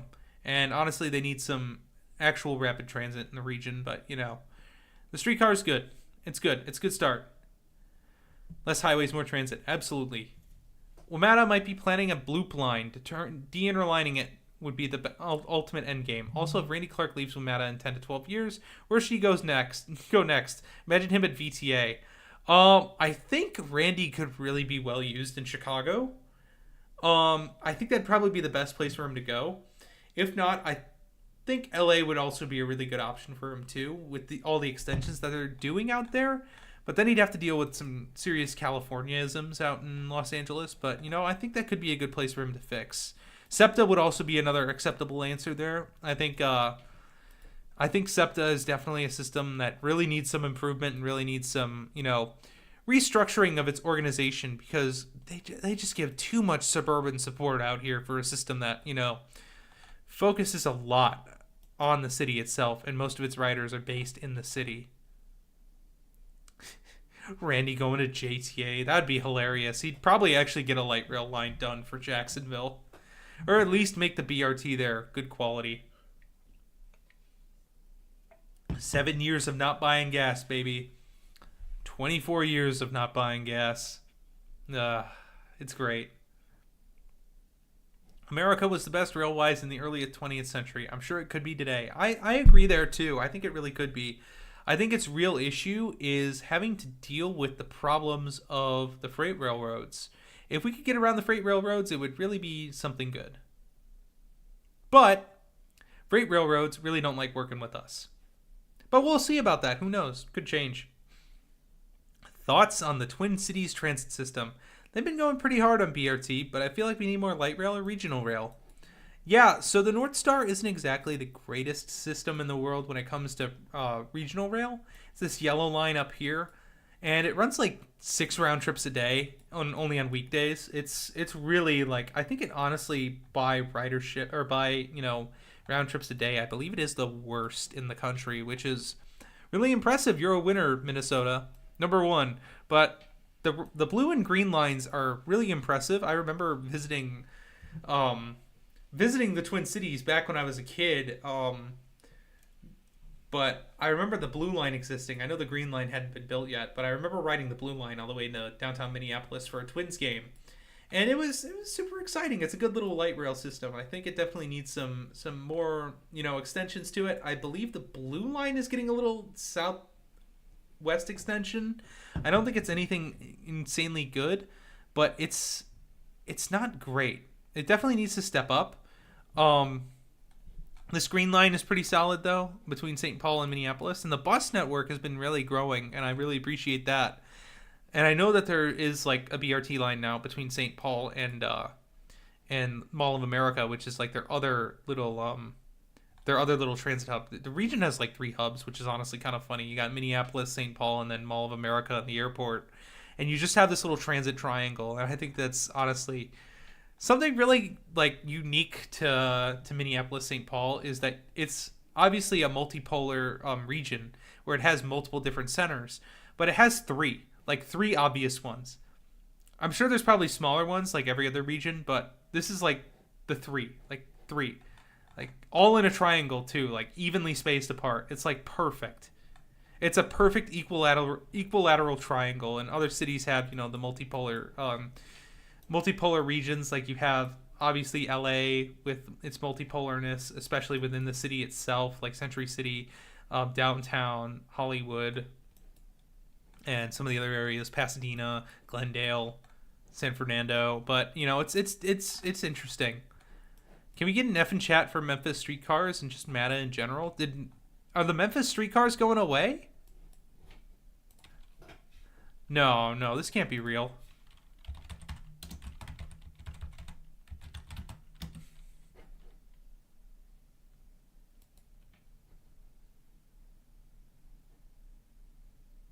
Oh, no, they're shutting down the Matatron due to a brake issue? Hey guys, we got a brake issue on the system and we'll no longer be running service. Could you imagine if they just said that with a road? Like, hey guys, there's a pothole in the road, so we won't be allowing you to drive over it anymore. That would be insane. I couldn't imagine that ever happening with any city, where we get one issue with transit and then it's like, oh, we got to shut down the service. But, a road can be falling apart and it's like, we are going to spend $25 trillion to fix it. Jacksonville should have really just kept its VAL system and developed it instead of replacing it with a monorail and leaving it to pretty much die. Yeah, the problem with the VAL system is that the company that built it originally went under, so they couldn't get parts to maintain it. So they had to replace it, and they ended up replacing it. But then that company went under, and now they're trying to replace it with another niche system. So they're in this death spiral for the actual Jacksonville, system. But the problem with it too is that it's just an urban circulator. It's not really moving people very often, very fast, or very frequently. It's just it. I don't get why Nat Ford and JTA in general just feels like they need to just keep investing in it, because it really isn't, the core experience of transit. The First Coast Flyer, which is their quasi BRT, which is basically arterial rapid transit, is significantly better in what they should be investing in, rather than, this little downtown commuter system. It just feels wrong why they're doing that. Thoughts on the First Coast commuter rail? Good idea, really good idea. I'm a big supporter of it. The problem is that it's just, it keeps getting pushed back with studies and studies and studies. I really wish they would actually build it, but they just don't. They're like, hey guys, we got to keep studying this if people are actually going to ride it. And these studies are really just to delay and add more money into the project cost, which is just ridiculous. I absolutely hate that cities do that. And especially Jacksonville is like notorious with that for transit.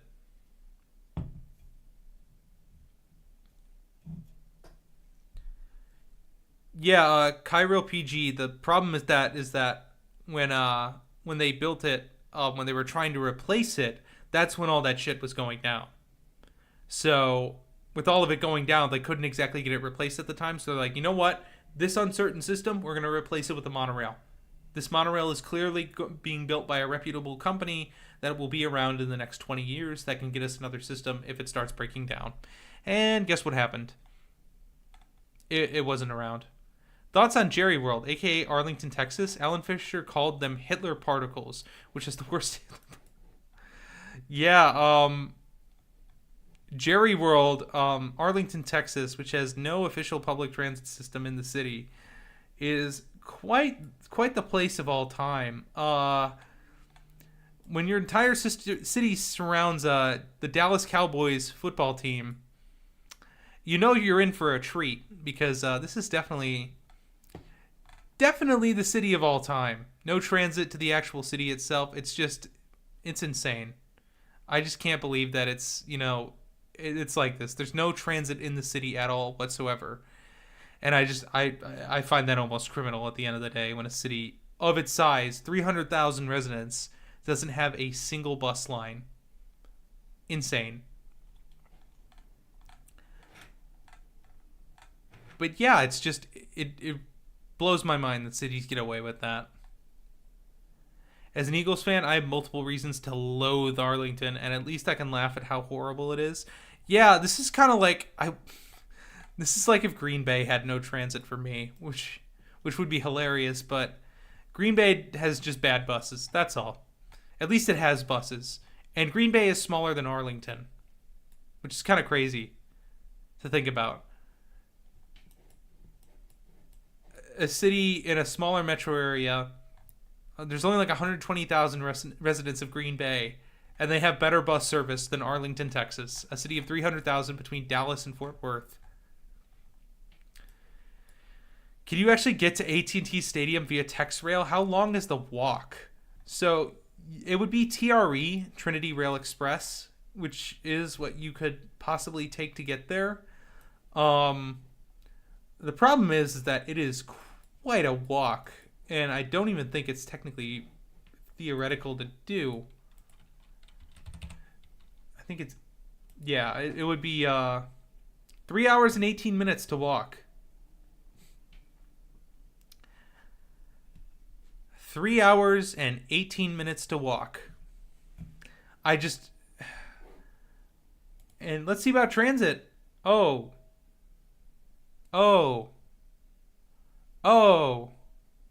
Yeah. There's basically like a city-run Uber system, like a rideshare system that exists in Arlington. It's like $3 per ride, but that's the only public transit rideshare is not public transit, but that exists in the city. So that's about the best you can get out there, which is, it's so ridiculous. Thoughts on LA Metro CRRC HR4000s? I think their electric horns are kind of stupid. Other than that, I think they're pretty well designed on the interior. It's just we'll have to see their reliability. It's all a question of reliability with CRRC. They make a nice looking product, don't get me wrong, but it really is all about the reliability, because we've seen it with the CTA and MBTA that there are reliability issues with the system, and I'm hoping it doesn't continue with LA. But LA ordered like the bare minimum that they could, and I have a feeling they're probably going to be going to Stadler for their replacements. That's just my hunch. There's no data to back that up, but I have a feeling to replace the original rolling stock that they're using, they're eventually going to go over to like Stadler or Siemens. LA Metro is now making it easy for maintenance. Those heavy rail maintenance guys will now have to worry about knowing multiple types when they used to worry about one type. Yeah, that's kind of the issue with any system. I mean, like, that's anywhere. But you got to remember, LA does not have just one type of light rail machine either. And I can't imagine their maintenance guys are only working on just heavy rail or just light rail. They probably swap around different systems. Because why not? I went to Hyundai. Yeah, that makes sense. That also makes sense, too. What's your opinion on rideshare in general? I believe they're great to serve as feeders for routes where buses just aren't enough or in sprawling suburban or rural areas. They definitely cannot replace a fixed transit route in a dense city. I feel like city-run, like, transit on demand, like LA's, what's it called? I can't remember the name of LA's, but some cities have transit on demand where you can basically book it like a rideshare. And I think a lot of the times that's an excuse to just get rid of fixed bus routes into less dense areas. And I find that to be kind of disappointing that cities aren't even willing to entertain the idea. I think a fixed bus route that operates on poorer frequencies, I think 30 minutes is probably the worst that you want to do. But like, you build the bike infrastructure to those bus stops, people will use that to get around. Like, I really don't think it's a bad idea to keep building or keep having poor running frequency bus routes to less dense areas, because people still need transit in those areas. I feel microtransit is good for hilly areas with dead-end roads, so you can take it to a nearby bus stop. Yeah, but then at that point you kind of run into some really niche areas. Like, you're not going to get any of that on the east side of the country. Like, obviously you'll get that in like Seattle or Portland or San Francisco. Well, not even San Francisco, because the area is so dense throughout the whole area, but it just feels ridiculous, honestly. Microtransit just feels like a way to get rid of just normal bus routes. I'd like to see more places with fixed stop microtransit. I think it would solve the biggest problem with that kind of service. But then you just have a bus with lower frequency at the end of the day. If you have fixed stop microtransit, that's just a bus with less capacity. Carmel, Indiana has on-demand rides, but they just sent out a survey to gauge interest in a fixed route. Here's hoping. Yeah, Carmel keeps rejecting fixed bus routes, which is why I can't take it serious as a city. My problem with just Carmel in general is having no fixed bus routes. I don't think a city can really call itself as a good urbanist city if it doesn't have a single fixed bus route throughout it. Could you imagine like anywhere else in the country trying to say they're a good urbanist city and having no bus routes? Just kind of ridiculous. I think the better bike city, for example, in the US is probably Davis. Davis is an awesome city for bike infrastructure. I was just there. For one, the city's not sprawling. Like, this is like 10 miles across the city at most. Two, it's got a great connection to the Capitol Corridor and bus connections to Sacramento via the YOLO bus. But also, it has Unitrans in the city and a really good pedestrian and bike network. I'm actually going to pull up some footage from Davis that I have here. And we can watch that. Here. I'm going to go into see some of this footage because I really like Davis. Davis is a nice little city in the Central Valley. All three of the Sepulveda Transit is a monorail and a tunnel. Yeah, I disregard anything with the monorail. It's so stupid. It's ridiculous. I can't get over the fact that people want monorail for that corridor. It's just so worthless. Yeah, that one guy, the former Ticketmaster CEO, basically holding it all up is just it's like peak California at the end of the day, where it's just one guy. It's like, I don't want this, so therefore we're not going to have it. But anyways, I'm going to pull up some footage from Davis.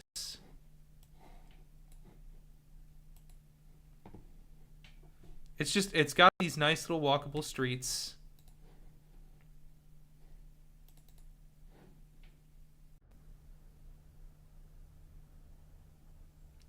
There's also some cool redwood groves there too. I'm kind of a nature freak as well too, if you guys didn't know.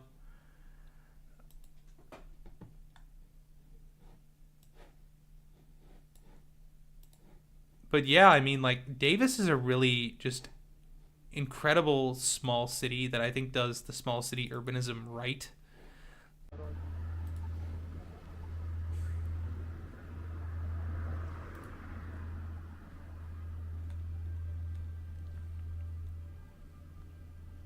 Yeah, I remember seeing that LA Metro is most likely going with the driverless heavy rail metro, which would be the best option for the city, no doubt.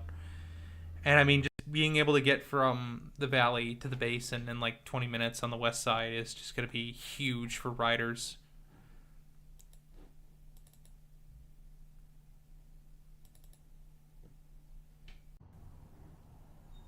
I'm sure you guys have seen this clip. I use it in like almost every other video where I'm talking about buses or biking. If you're a real climate and transit head, you'll remember this clip. I use it a lot. But yeah, Unitrans is actually a pretty surprisingly good bus system. Gotta give them credit there. Davis is surprisingly great.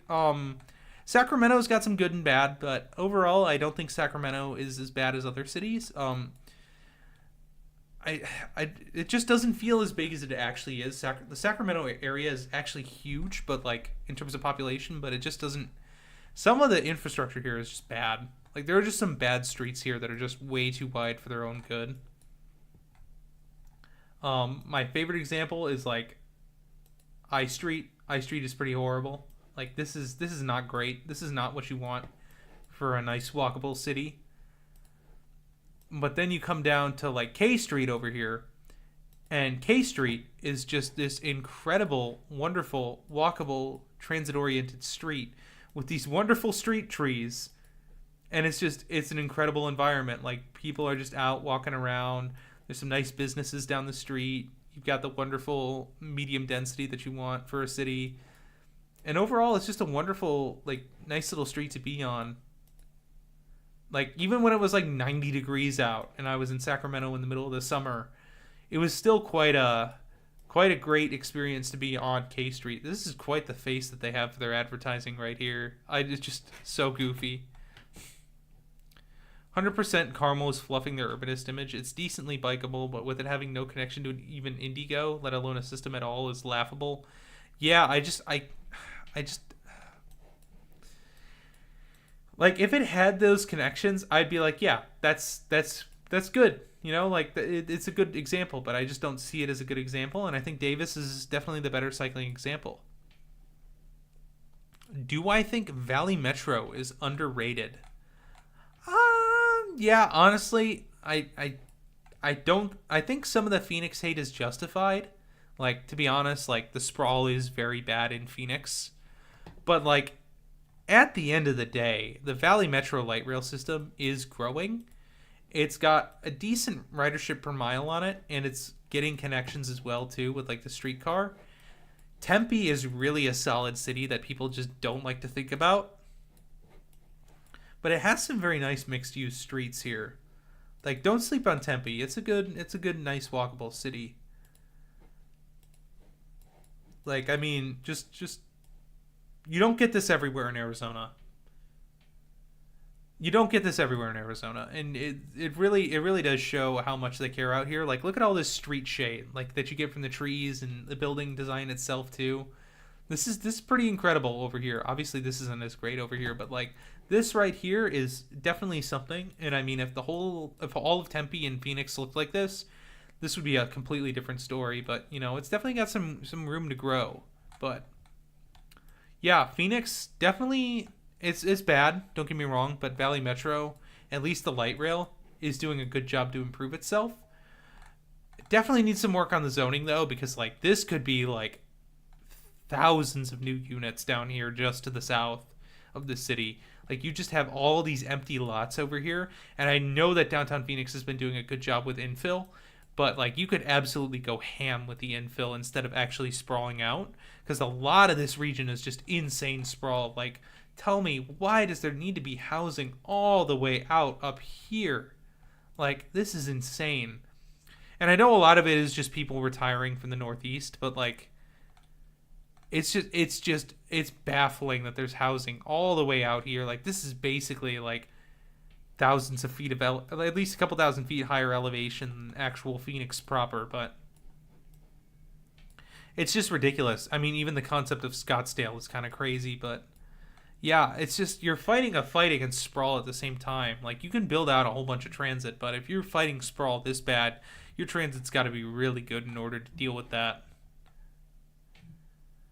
The extensions are going to be awesome, and there is a lot of TOD planned as well. Yeah, no, they're taking the right steps in Phoenix. It's just they need to take more.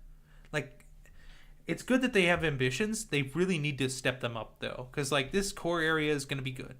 This is already getting good right here. But what needs to get good, obviously, is the connections to Scottsdale and areas, to the west of the city and up over here to Glendale, too, needs to get better.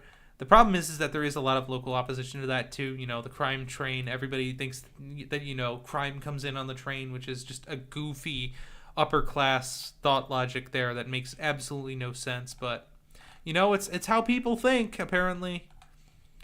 Do you think the Miami Metro Mover is a good people mover system? Yeah, I mean it's like the one effective one in the country. I mean, and it moves a lot of people around downtown Miami, so I can't really complain about that. The problem is that people have soured on Metro Rail, and that's really where Miami needs to be investing its transit, is in the Metro Rail and Tri-Rail system. Tri-Rail is doing good. They're definitely getting their extensions, their improvements. The extension to Miami Central is a good little thing that got added on. Really good choice by them to get that done. My problem is that I think the area, because it's the best way to get transit projects moving forward, is looking a bit too much into Metro Mover rather than Metro Rail. Because, like, most of the proposals for Metro Mover have been to make it crossover into Miami Beach, when honestly, Metro Rail would be the better option there. It's just there's so much opposition to it to get over to South Beach, but Metro Mover is like your best option, and unfortunately, even that is having its struggles.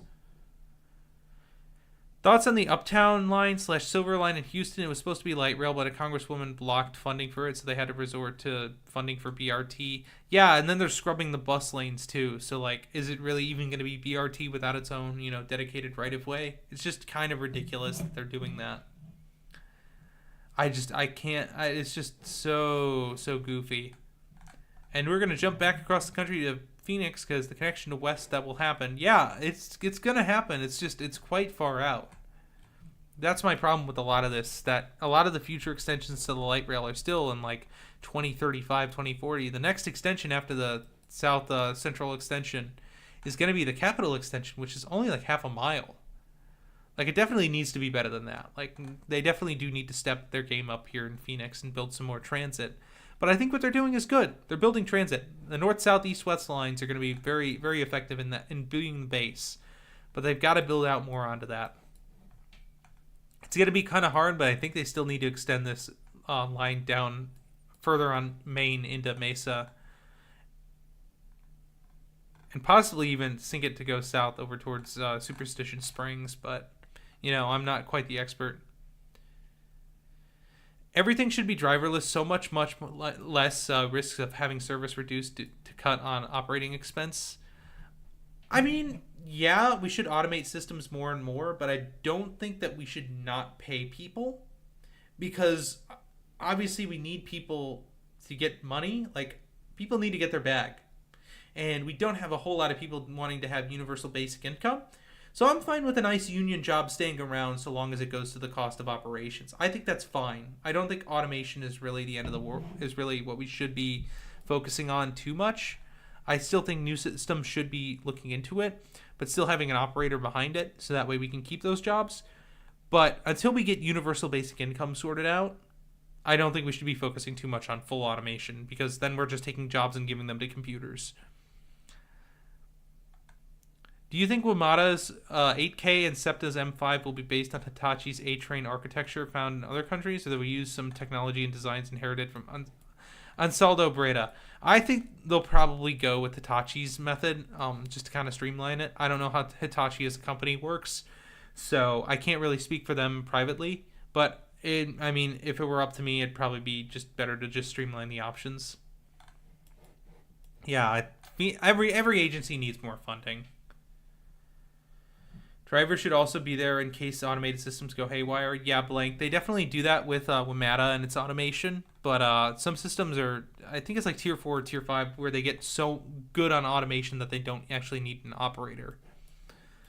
But yeah, I mean, systems definitely are doing a great job on actually working on getting automation. But light rail is a bit harder just because it shares that right of way with cars. So it's just or not shares it, but definitely interacts more with cars on its right of way, which is kind of an issue at the end of the day. But like, it's still some of the cheapest rail that we can get built.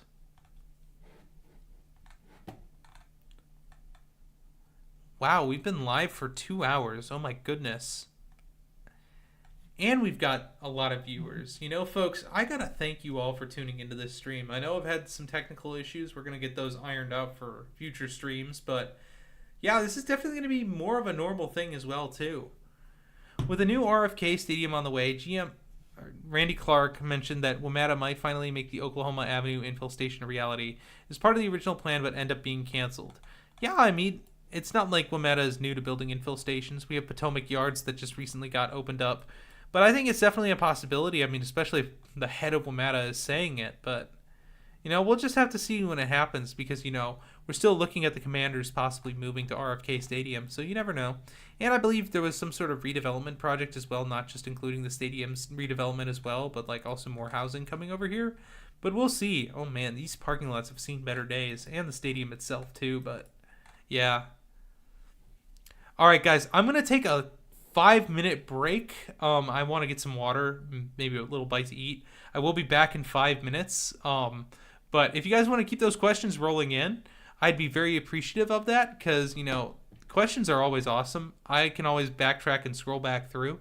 But I'll be gone for 5 minutes. I'm just going to get a glass of water, and I'll be back in just a second. So, yeah.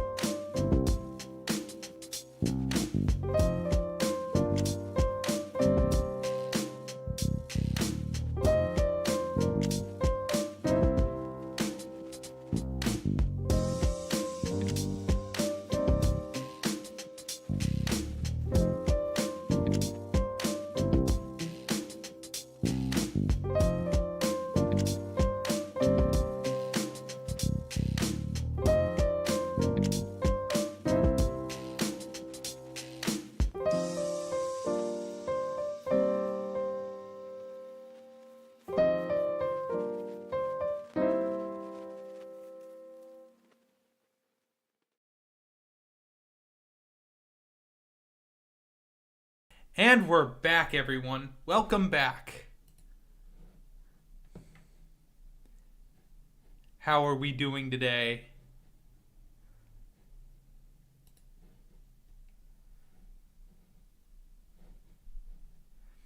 TriMet, more like PieMet. This was brought to you by your local bakery. Oh man, I just got PieMet. Oh, beloved West. That's right. I do have a lot of West footage, and there's good reason that I have a lot of West footage.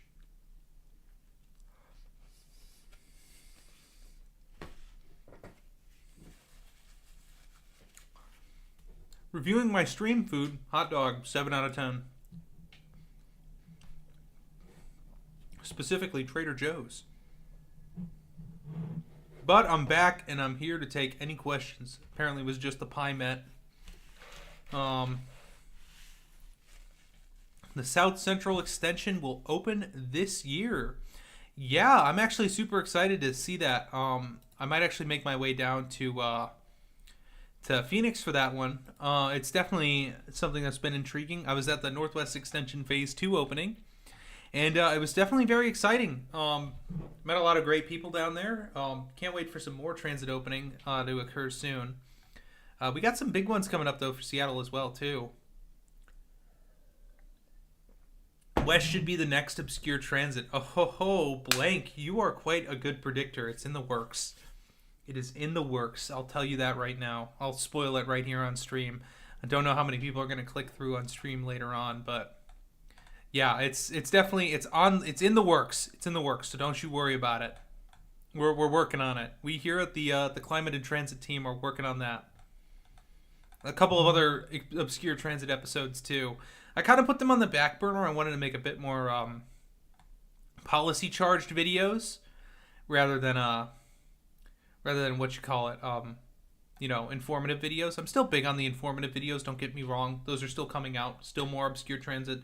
Still more how transit agencies are coming back and doing more projects, but. I wanted to make a video, my next video coming out, the patrons already know, is on congestion pricing, but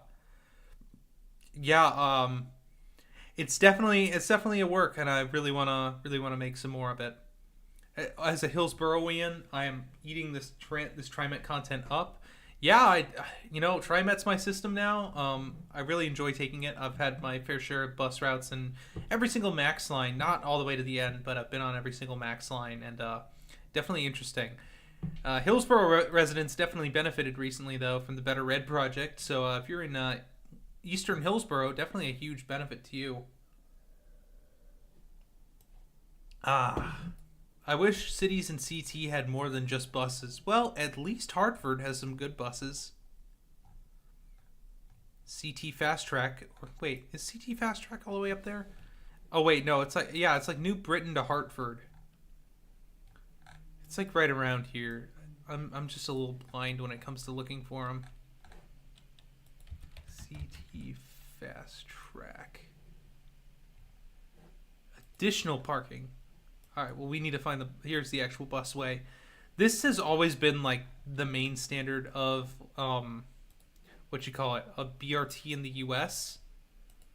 And it's because it runs so frequently. Like, look at this. This is an insane schedule here. I know it ends at night, but like that's pretty good for North America. Like, especially for BRT, and it has its own busway. I know it's running on old rail tracks, but like, look at that, multi-use trail and busway.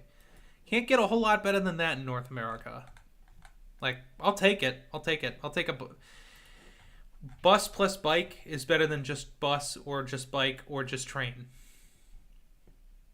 The Better Red extension made my work commute a more predictable 20 to 30 minutes versus an unpredictable 20 to 50 minutes. That's always good. You gotta love that. For those who don't know, the Better Red just kind of extended the Max Red Line over here in Portland from Beaverton Transit Center as its terminus to Hillsborough Airport. That happened earlier this year, which is kind of awesome. Just a very simple project, extended the Red Line from here along with Blue Line service over here. So it increased frequency from anybody as far out to Hillsborough Airport to run every 7.5 minutes to downtown. Who do I think should build the LA Metro P3030. Honestly, I think LA Metro is going to know better than I would. I mean, it'd be cool to see Stadler do it, but I'm pretty sure they'll probably just go with tried and true Siemens Mobility. As part of transporting rail in VA is buying much of the rail line right of way between Richmond and DC. Yes, that is one of the big things that Virginia has been doing, is they've been buying out the right of way, which is huge, because if you do that, then guess what? You've gotten all the heavy lifting of having to mess with the freight railroads out of the way. And that's huge for being able to do frequency, because if you own the rails, you can tell the freight railroad what to do, because you can just take their lease away, and then you have full control of that. As well as the VRE Manassas line from Norfolk Southern, meaning they're basically nationalized at the state level. Yeah, state-owned rail is definitely the way to go. I mean, it's infrastructure. You know, we don't let private companies own the highways for the most part, because when they do that, then you lose control of how you can move your logistics around. And that's kind of not great if you think about it. Not just from a transit perspective, but like a military or like logistical perspective. That is kind of horrible to leave all of your infrastructure into private hands, because you don't know who owns that. Not really light rail, but what do you think about the recent announcement or cancellation, or rather change of plans of the Iowa City commuter rail? Oh, yes. Is that one that goes to the University of Iowa? I'm not too familiar with that project. That was the one that goes to... I can't remember. Please don't get too angry with me. Yeah, University of Iowa. It's that like little commuter rail line that runs during game days for the team, right? Because it's interesting. Is an interesting little, like, basically barely ran for games, and it was just kind of an interesting little service that existed. But if they're getting rid of it, I mean, that's kind of sad. Do you think LA would use off-the-shelf S200s if they have their own design? Previously, how Siemens estimate P2000s instead of SD160s? Probably. That's kind of LA Metro's thing at the end of the day. Multi-station gondola lines as feeder extender routes for Metro, busy light rail, or main transit corridor. They're opening one this summer in my Metro area.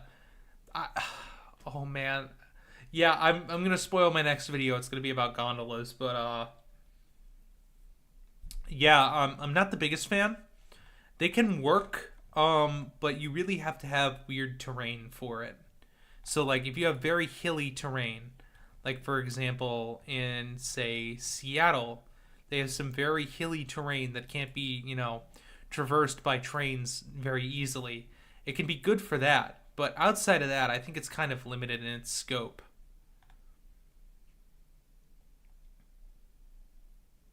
Apparently the owner of the freight railroad corridor backed out last minute. Yeah, it sounds like a freight rail corridor thing to do.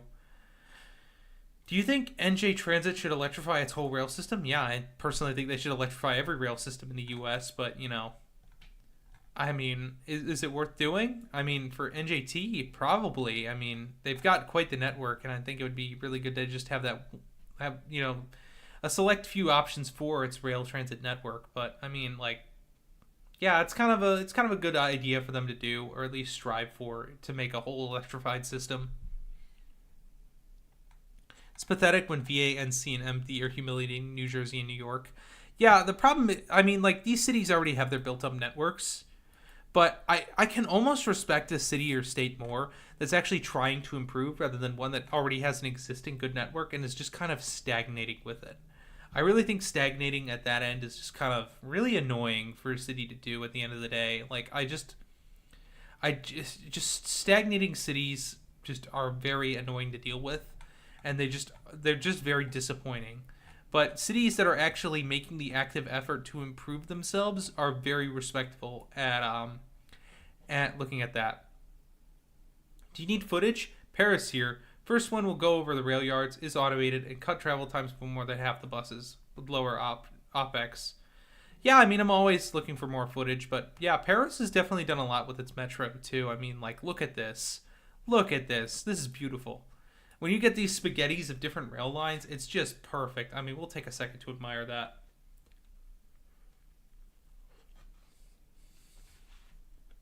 Get to have my dinner right now.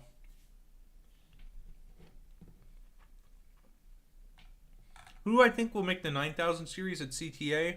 Or for the CTA? Don't know. Honestly, I wish I could give you a better answer to that, but I don't know. Yeah, no, it's awesome when you get to see as many rail lines as you see like major highway. I mean, you don't even see any major highways in the city because I think the closest one is this ring road. But yeah, no, it's super impressive to see that. Oh wow, is this a graveyard?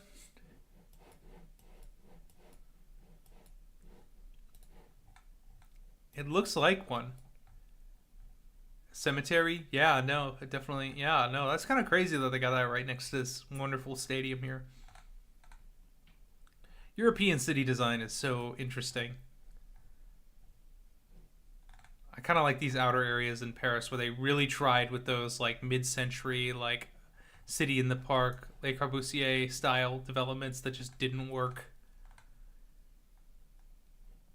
Zoom in on the Bellevue metro station. I'll try to wave on satellite. I know my previous home city, Monterey, is going with BRT after doing a study on LRT and concluding that it would have been difficult to finance. Thankfully, it's going to be a busway. So not that terrible in comparison to a lot of other BRT projects. Well, yeah, Latin America does this really good thing of when they build BRT, they actually go out and build BRT. So like Latin American countries, they pioneered bus rapid transit. I believe Brazil actually had the first BRT line in Rio, if I'm not mistaken. But a lot of other cities all over South America and Central America have done a really good job of building out BRT networks. Guatemala City has them. Mexico City has them. Trying to think of some of the other ones. I believe Bogota only has BRT. If I believe it's the Transmilenio, if I'm not mistaken. What is this? Interesting. It's just a random marker in the middle of a city.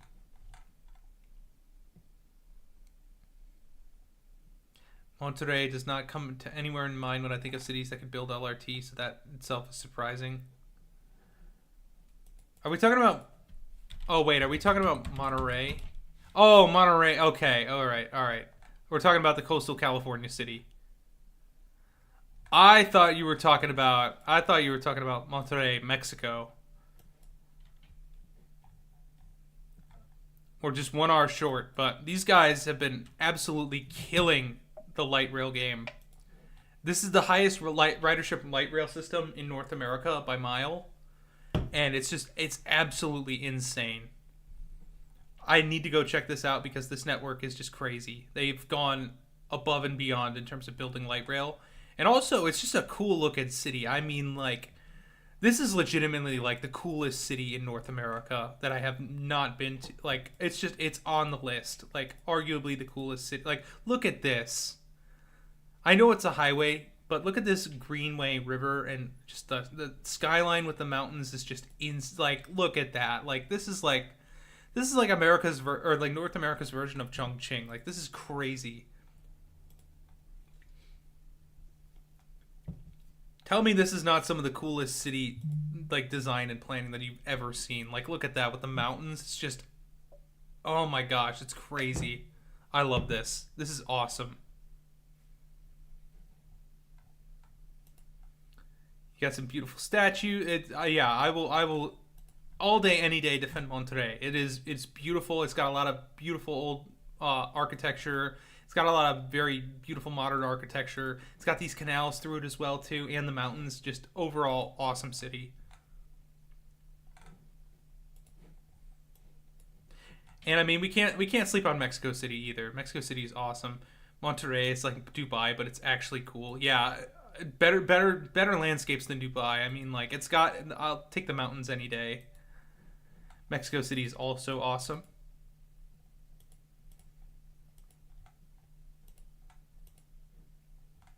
Mexico City is like it's like number one priority outside of visiting Canada, but like really good BRT here too, trolley bus BRT. It's truly an exciting city.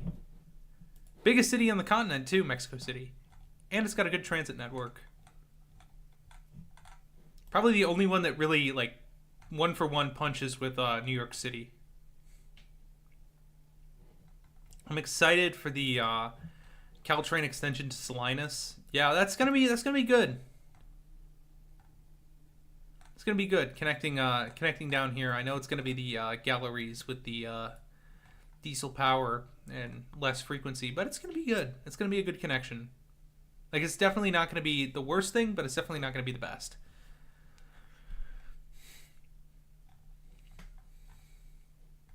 Now I know Monterey over here is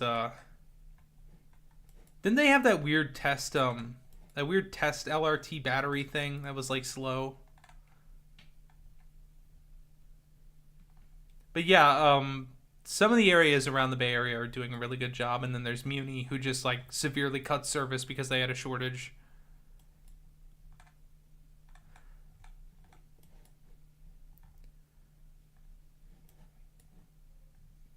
Santa Cruz is north, Monterey is south. Yeah. Okay, Santa Cruz did that weird battery LRT thing. Actually, let's find that.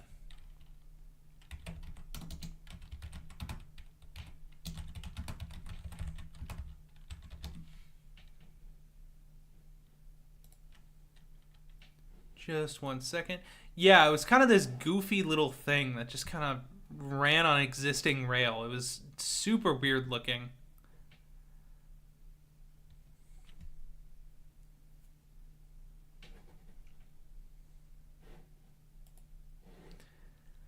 I'm from Barstow, so I'm always rooting for rail in California. Oh yeah, you gotta be rooting harder out there in Barstow. Definitely a interesting little town. It's got the McDonald's train cars over here. I've been through Barstow, and their McDonald's has old Horizons over here. Or not, actually, are they? I can't remember what model these are, but yeah, it's got old rail cars at the McDonald's. Am I thinking of Baker or Barstow that also has the giant thermometer? I think I'm thinking of Baker with that one. Yeah, no, that McDonald's is peak.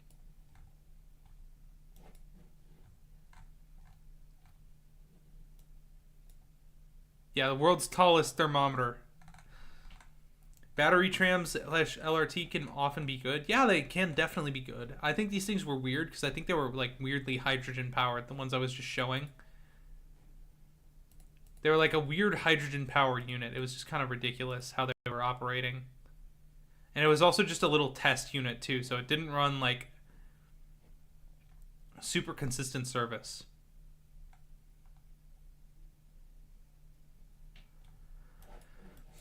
Should they expand the 2nd Avenue subway to Brooklyn and the Bronx? I thought it kind of just ended up north near Harlem. And I thought it was kind of like hooking left here, not right, but yeah, I mean, I don't know how they'd go about doing that, but I mean, if they can, yeah, why not? Wouldn't be the worst idea.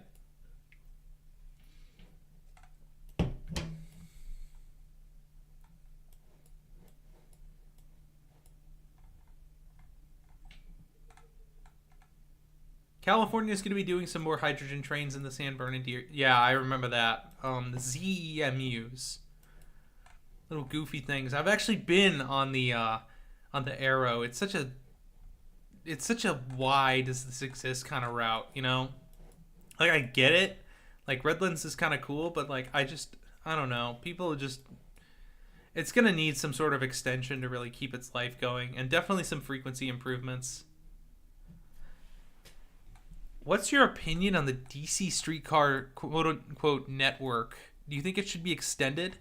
Yeah, I'm a DC streetcar truther. It should absolutely have a few different lines. The problem with the DC streetcar is they didn't go far enough.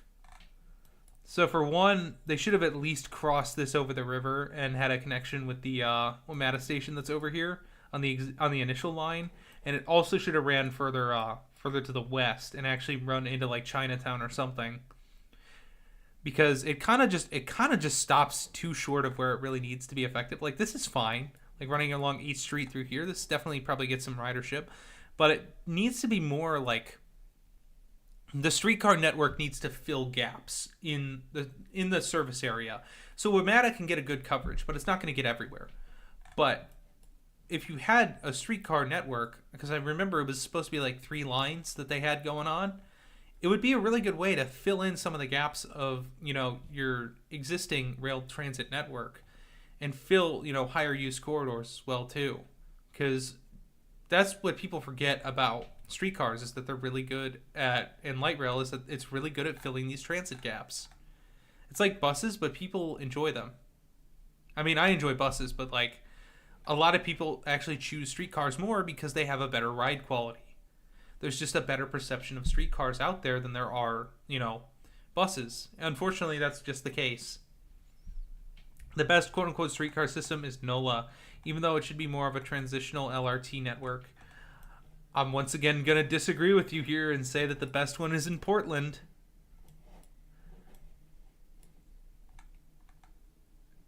How do you feel about the NS line in Portland extending up to Montgomery Park? It's a short little extension. How do I turn? Give me 1 second, guys.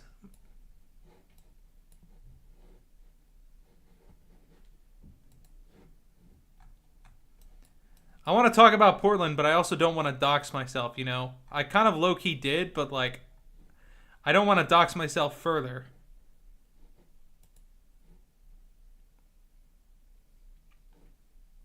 You know what? We'll go over to Google Earth. That way we can actually get a good view.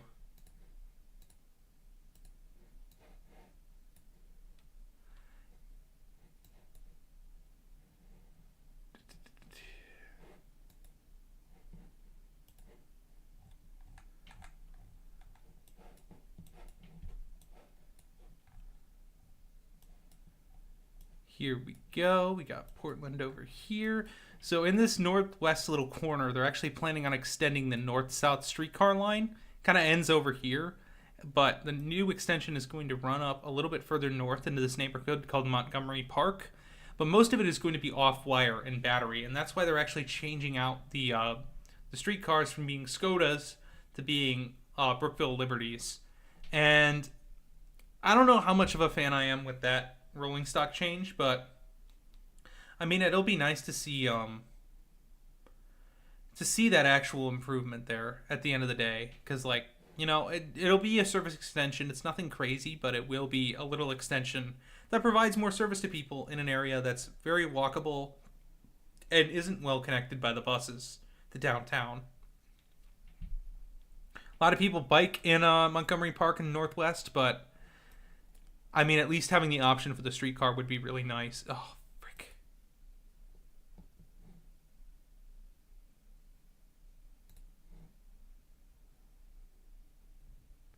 All right, we're back. All right, another crash. How fun.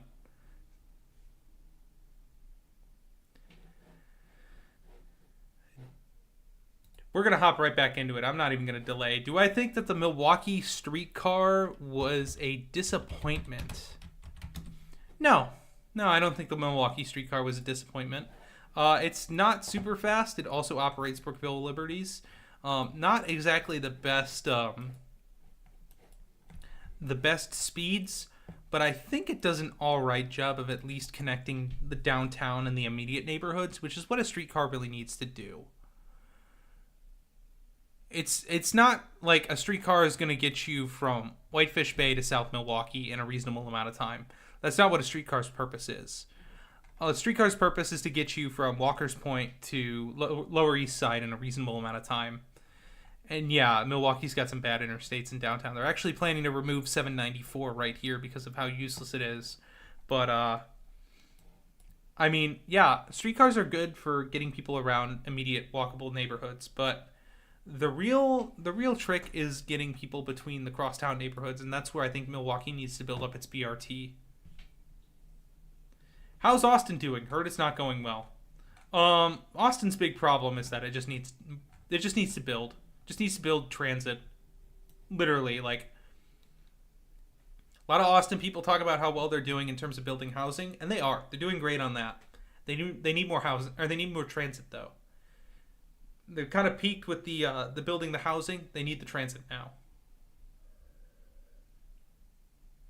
Thoughts on the future of the Line 4 in Guadalajara? I definitely need to do more research on that, and I'll come back to you with an answer there. Having a grid network of highways in the middle of the city is a choice.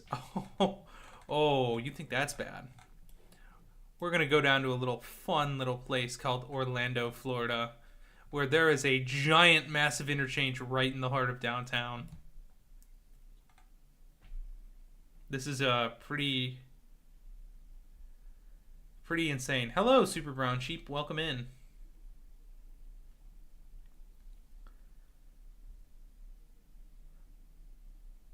Oh, it's so cutesy. I think there's only one other city that's worse than Orlando in terms of that. And we were talking about it, Streetcar, earlier.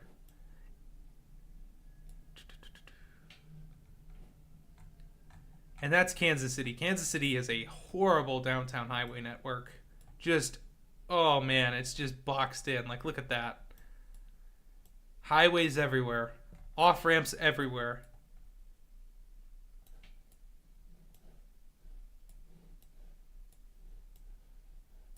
Oh yeah, Kansas City was definitely ruined by interstates. Do you think LRT works better as a tram streetcar, a regional metro light system, or a hybrid?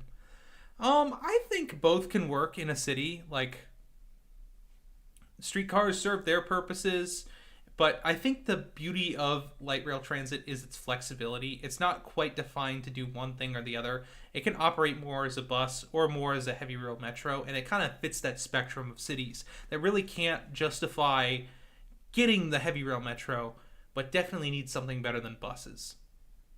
Humane Cities, welcome in. Of course, shouting out Calgary, Alberta. Wow, look at this beautiful city of Calgary, Alberta. God, I love Calgary with its green line already built out. Truly a wonderful place to be. Look at that beautiful green line that Calgary has. Oh. Oh, wait. Oh. Oh, that's right. Yeah, we gotta go back down here. I gotta say, though, Google's gotta stop doing Calgary dirty by making the blue line purple. But kudos to Calgary. They know how to get people to ride their transit. Railscape, it's sprawl. This sprawl is nowhere near as bad as U.S. cities. I actually showed the example of Calgary versus St. Louis. Both cities with two light rail metro lines that are both quite fast and frequent. Calgary, even from its most sprawling points, is only about half the sprawl that you get of the entire St. Louis metro area. And St. Louis is a pretty good baseline for cities in the U.S. because I measured from St. Charles to downtown, and then I measured the entire width of the longest point of the Calgary metro area, and it was considerably longer in St. Louis, which is just absolutely absurd. Our sprawl in North America is, or at least in the U.S., is significantly worse than in Canada. The only LRT I've used have been in Seattle, Portland, San Francisco, and San Diego. Oh, right up and down the coast. You almost got all of them. You're just missing VTA and SAC-RT there. Oh, and LA. You're missing LA too, but you're almost done, Wyatt. Yeah, no, the link is great. The link is fast and frequent, and it gets really good ridership because of that. And also has good bus feeder networks and is just direct. And that's really good. Coming from a fringe side, the blue-red lines in Portland, seeing LRT used as a light metro system was really cool. Yeah, no, it's pretty great. Portland, the max is very fast once you get outside of downtown, but in downtown it's just a crawl, and it's just incredibly slow and needs the tunnel. I will always shout out the tunnel. The tunnel needs to be dug. Thoughts on the Metro Center Mall redevelopment? Good. Needs to be built. Transit-oriented development in Phoenix is limited, and they built a whole beautiful station for Metro Center Mall here, which is a dead mall, and they better get to building that TOD. Will you ever do a video on Houston or Austin or any other cities in Texas? Yeah, I just need to get down there, honestly. But like, yeah, no, there will definitely be a video on Texas cities. Um, Not dissing other networks, but Seattle is pretty great. Yeah, Seattle is pretty great. San Diego's another real hard hitter too. This blue line is insane. This blue line gets some ridiculous ridership. San Diego MTS trolley blue line is absurd, and that's because it runs down to the border at San Ysidro and then goes up through downtown, and you get a whole bunch of riders who are commuting from Mexico to work jobs in the U.S. And then north on the blue line, you have UCSD, and that gets a whole bunch of college students riding from UCSD into San Diego. So it's kind of truly a wonderful, wonderful little line in the city. Should make a video on Cleveland. Yeah, eventually I will. Yeah, no, I remember seeing the Metro Center Mall getting demolished. Time to shout out the smallest U.S. city with a streetcar, Astoria, Oregon. I believe that's actually a museum streetcar, if I'm not mistaken, but Astoria was supposed to be the New York City of the West Coast. But unfortunately, it wasn't, because the Columbia River here has some insane currents meeting with the Pacific Ocean, and so this little area on the mouth of the Columbia River is called the Graveyard of the Pacific, because that's how many ships have sunk there over the past 150 years. Absolutely, this is an insane inlet to even navigate in any type of boat. This is actually where the the Coast Guard does a lot of training for rescues, and they have watercraft specifically built to literally roll over and keep going. Like, they can completely capsize and then flip themselves back over and keep going. Yeah, no, this area is absolutely crazy, and it's beautiful too. This Astoria is actually super cool. A lot of movies that were filmed here too, like The Goonies. They filmed a lot of scenes here. So yeah, it's Astoria, if you're ever in Oregon. Super cool town to visit. San Diego is Portland's sister city in so many ways, and especially with LRT history. Yeah, no, they're intertwined right up with each other, and Sacramento too. You can't forget Sacramento, big on the early LRT there too. Believe, yeah, San Diego was the first, but Portland and Sacramento were not too far behind. But the city I think that relates the closest is probably Salt Lake City. Super, super relatable network to Portland. Has a lot of relatable things, about the same metro area size, and honestly two very different cities that are very similar in the same way. I love small city transit. I would love to live in a small city with good transit. Yeah, it's just a little expensive, but Davis, California, good one. Good one. I think there's like 40,000 people that live there. It's not the smallest city in the world, and it's right next to Sacramento, but yeah, I mean, it's got some great transit here, and I'd highly recommend it if you can afford it. The red line in Houston punches above its weight surprisingly. Frequency is every 6 minutes, signal priority. It's a lot of districts in Houston, like the Med Center and downtown. Yeah, Houston's got some really, like, they get some good ridership on their lines. Definitely need to work on some of that land use, and obviously a whole bunch of other problems with the Houston metro area. But its LRT isn't bad. Like, it should be getting that ridership. But even then, it's still surrounded by parking lots. It's just crazy. Oh, man, Houston definitely needs some work. My best experience with small city transit has been in Bellingham. That's not a bad city either. One of my favorites so far has been Flagstaff. Their bus system is called the Mountain Line, and it mainly runs to move NAU students around, but it's got some decent frequencies. It's pretty good to bike in the city too. Very decently cyclist friendly. I don't think it's as good as Davis in terms of transit or cycling, but it's a good one. Definitely a little surprise here, and you can get here by Amtrak too, which is super cool. So yeah, I would recommend Flagstaff. Davis is a good one too, at least for the West Coast. East Coast, I'm not super familiar with. I know a lot of the PA cities have it. I hear Eugene has good bus service, is at least along the BRT routes. Yeah, the Emerald Express, I believe is its name, is pretty solid for what I hear for PRT. Which is the top of the line U.S. city by ridership in the U.S.? By ridership in total or by riders per mile? Because ridership in total, it's San Diego right now, but I think LA is about to surpass it. And ridership per mile, I believe it's Seattle that has it with the one line.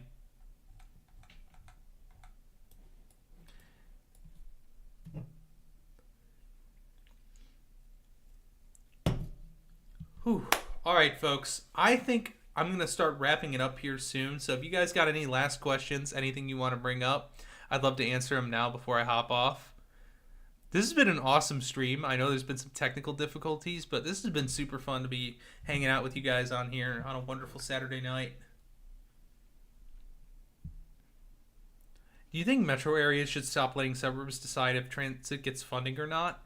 The problem is that when you take them out of their, like, a lot of the times we give them too much representation, and then when we try to take that away and give them equal representation, they throw hissy fits, and then they try to take funding away anyways. But still, I think cities have to go through the growing pains on that and eventually deal with it and, actually get some equal transit. But at the end of the day, it's really the cultural issue of the suburbs not wanting to actually adapt and, get these walkable environments. Not all suburbs are the same. Some, welcome transit with open arms and other ones don't.